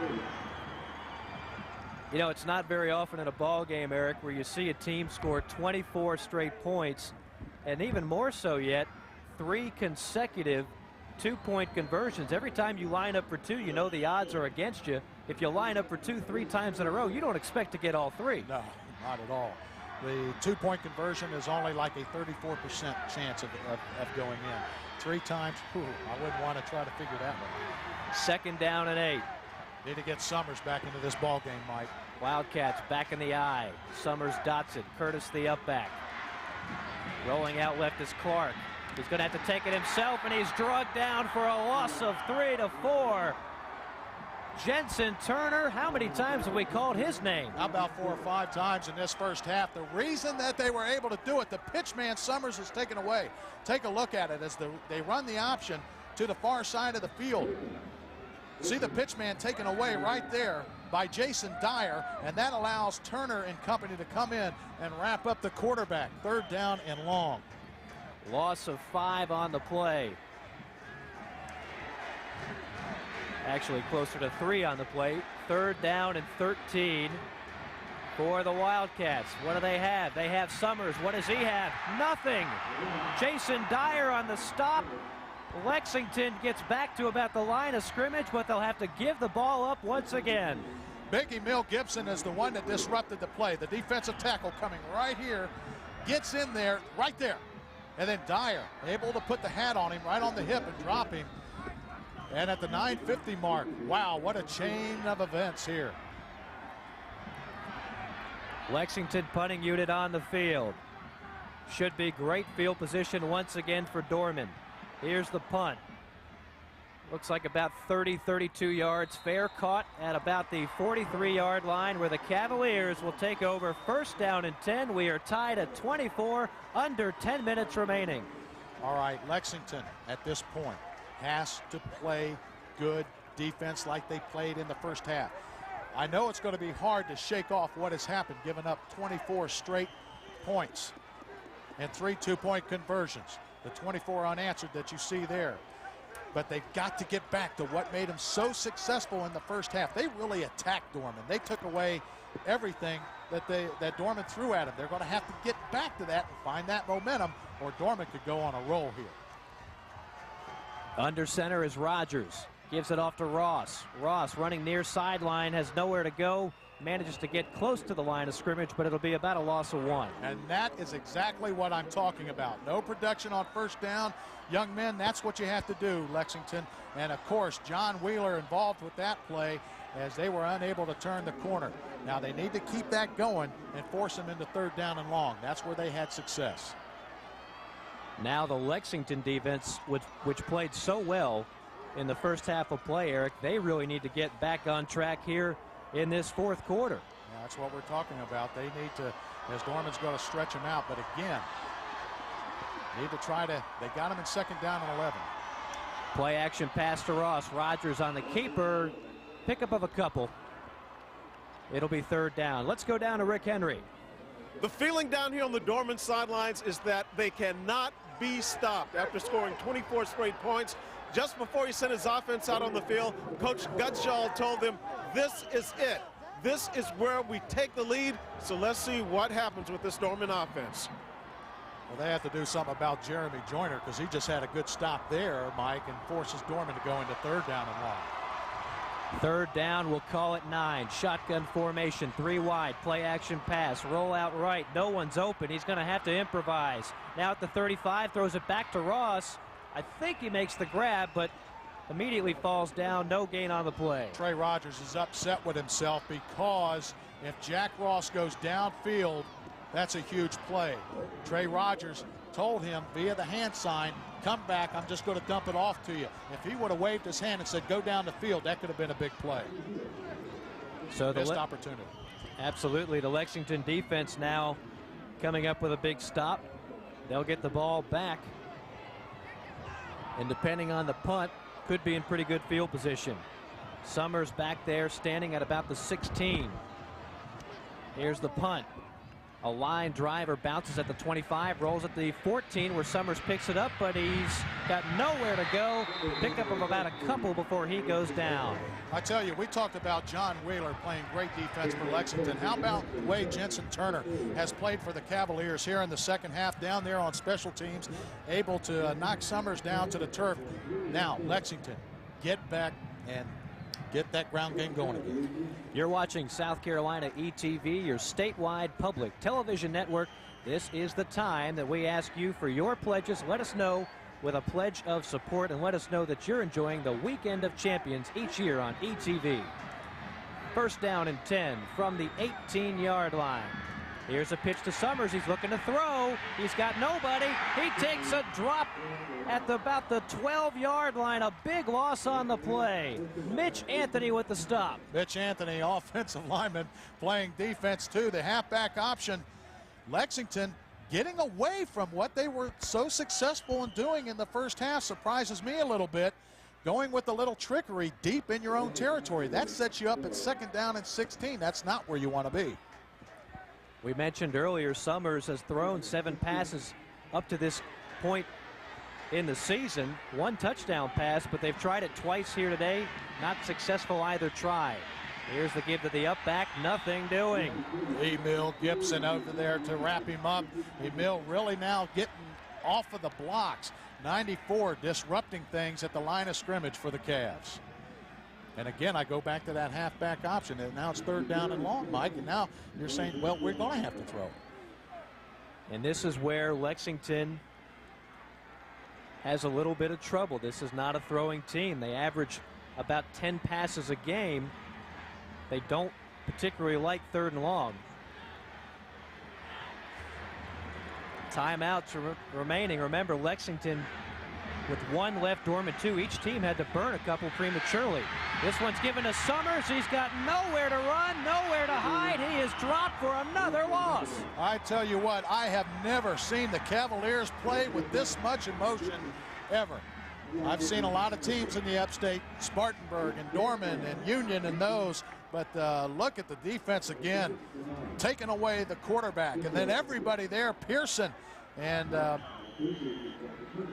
Richard Patterson, the middle linebacker for the Cavs there to disrupt the play. And again, the Cavs should get good field position. Got to be careful here too. Punting from the 9, a precarious situation. Good snap, kick is up, and they'll be out of trouble there. Ball's going to be fair caught at about the 38-yard line of Lexington. So Dorman with their best field position, with the exception of the turnovers of the afternoon. Lexington got to this championship game in a dogfight against the Spartanburg Vikings, and the Vikings went ahead. Lexington had enough to come back and get the lead late in that ball game. Spartanburg came back, fumbled the snap away. Lexington made it here. So Lexington knows how to win in the fourth quarter. They can't just think back on that opening game against Dorman. They can't let that haunt them. These guys know how to win. 3 wide, Rosher lone back. First down and 10, Dorman. Man in motion is Gutshaw, and we got a whistle and a flag. You talk about the pageantry of high school football, and it's just being showed here too. It's splendor here at Williams-Brice Stadium. We've got over 20,000 fans in attendance. We have a dead ball foul, false start by the offense, 5 yards, and it's still first down. Let's go down to Rick Henry. All right, before the Lexington coaches sent their defense out, they told them they need to come up with a turnover. The offense is struggling. They need to see if they can pick off one of the Dorman passes, but that may be easier said than done because Trey Rogers only threw 5 interceptions this season. Back to you. Thank you, Rick. It's Ross on the carry this time out. Not much there is Corey Green, talented linebacker for Lexington, in on the stop. Yeah, penalties can take your momentum away in a hurry, can't they? And then on that carry, good linebacking play, second down and long. Second down, we'll call it 14 to be exact. 24-24 our score. The Cavaliers with 24 unanswered. What a comeback so far. See if they can finish it with a victory. Rogers rolls out right. He's got a man. It's dropped. Looked like the Lexington defender might have gotten a piece of it. Might not have let him enough.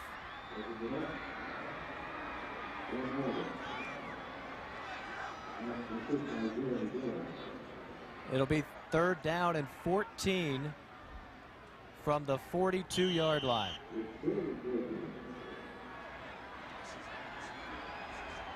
To work. I would not be surprised if they can't get the first down on this play, at least get enough of it to try to go on fourth. They may try to get 2 plays here. Lexington has 4 men on the line. Shotgun formation, 4 wide set. Rogers way back, running, scrambling, gets near the sideline, is brought down from behind. A beautiful tackle there. And a big loss on the play. That's 77, Jeremy Joyner. Staying with the play, not giving up. Remember that this quarterback's very elusive. Stay with the play, keep attacking. And he couldn't feel him from the backside, and they were able to get him for a huge stop. That is a huge defensive series for Lexington. Joyner coming into this game, the sack leader for Lexington. He had 10. Chalk another one up there. Fourth down and a cheap cab ride. They'll be forced to punt the football. Hewitt gets into this one. Inside the 10-yard line, takes a bounce. It'll roll dead at about the 7, where Lexington will take over. So Dorman still winning the battle of field position here late in this ball game. 24-24 our score.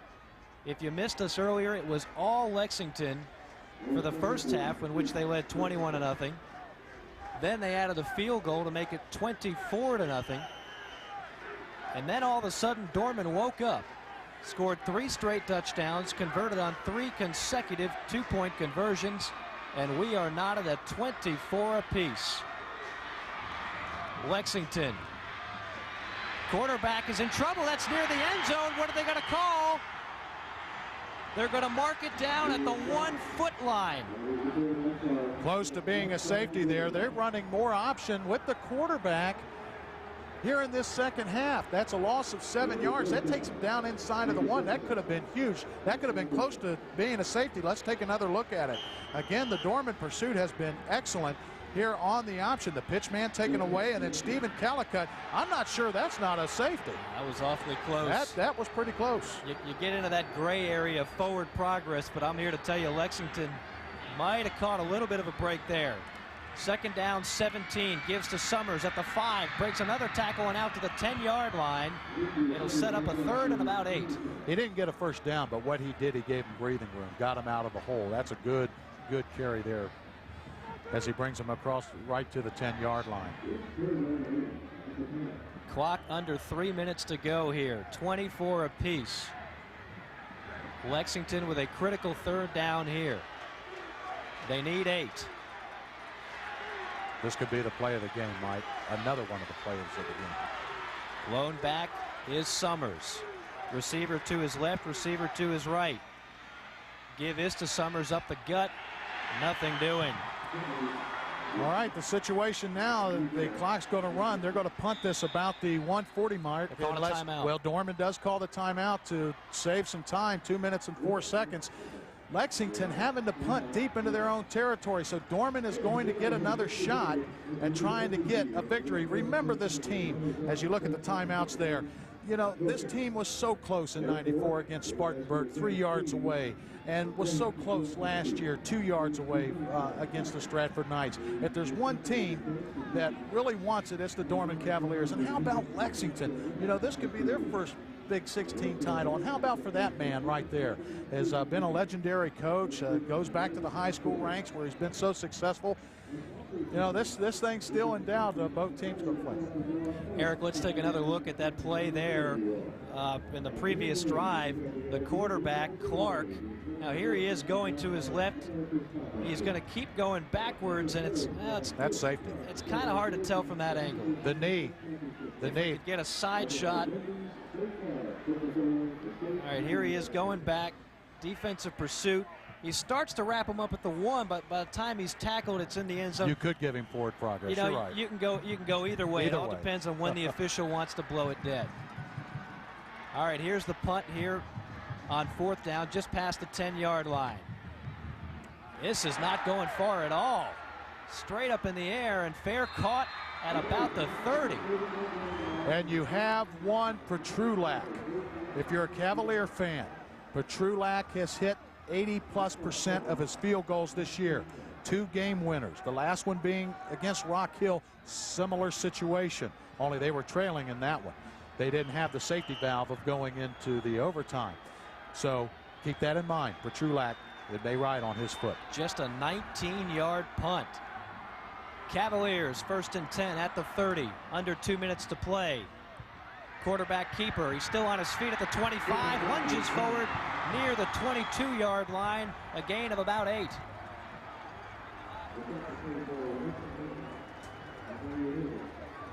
The fake to Brandon Turner. A lot of people thought Brandon had the ball as he was going downfield to throw a block.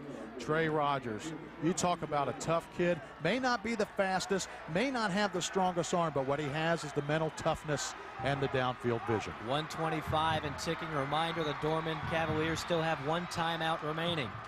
Play action. They're going to give it instead to Ross. 25 and knocked out of bounds at the 23, and that will stop the clock.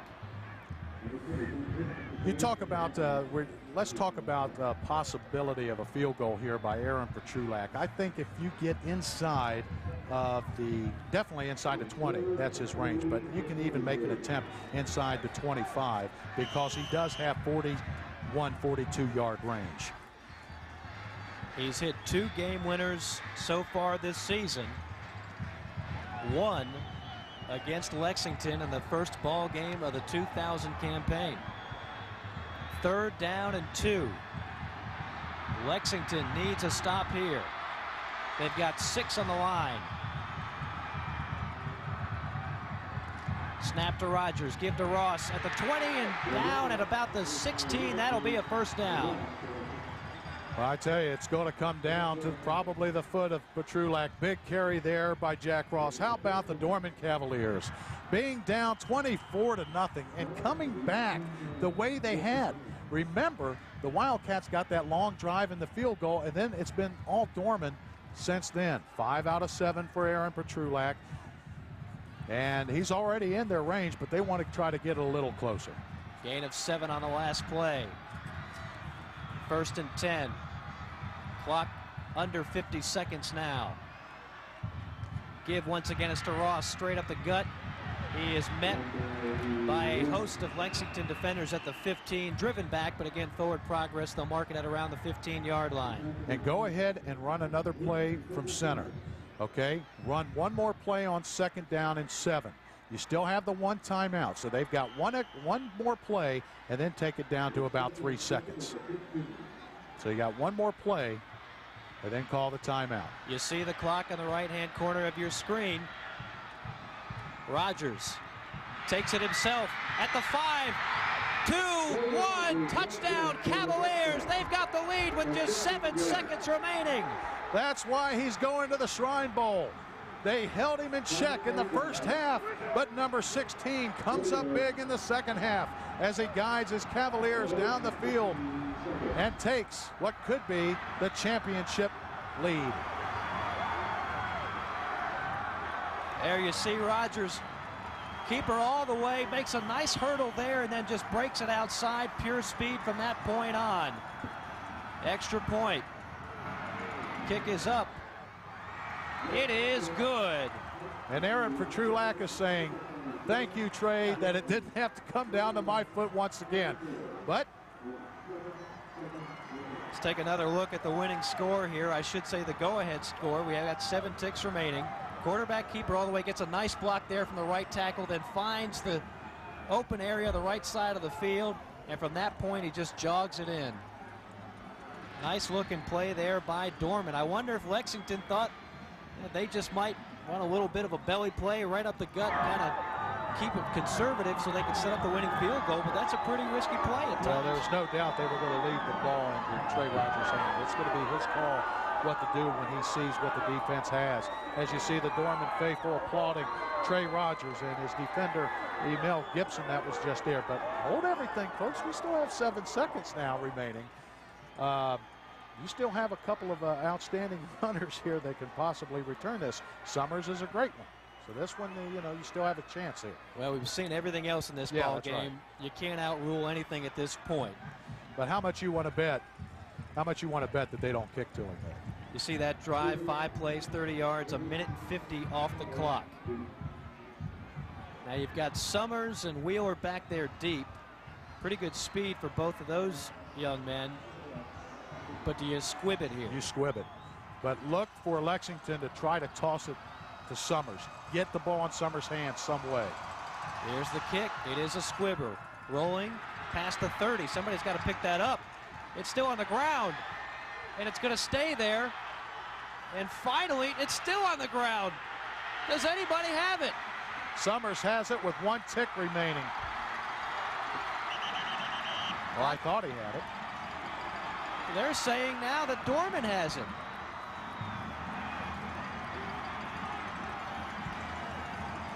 No, they're saying Lexington has the football. I thought the ball was down previously. We need to get another look at this one. What a crazy play.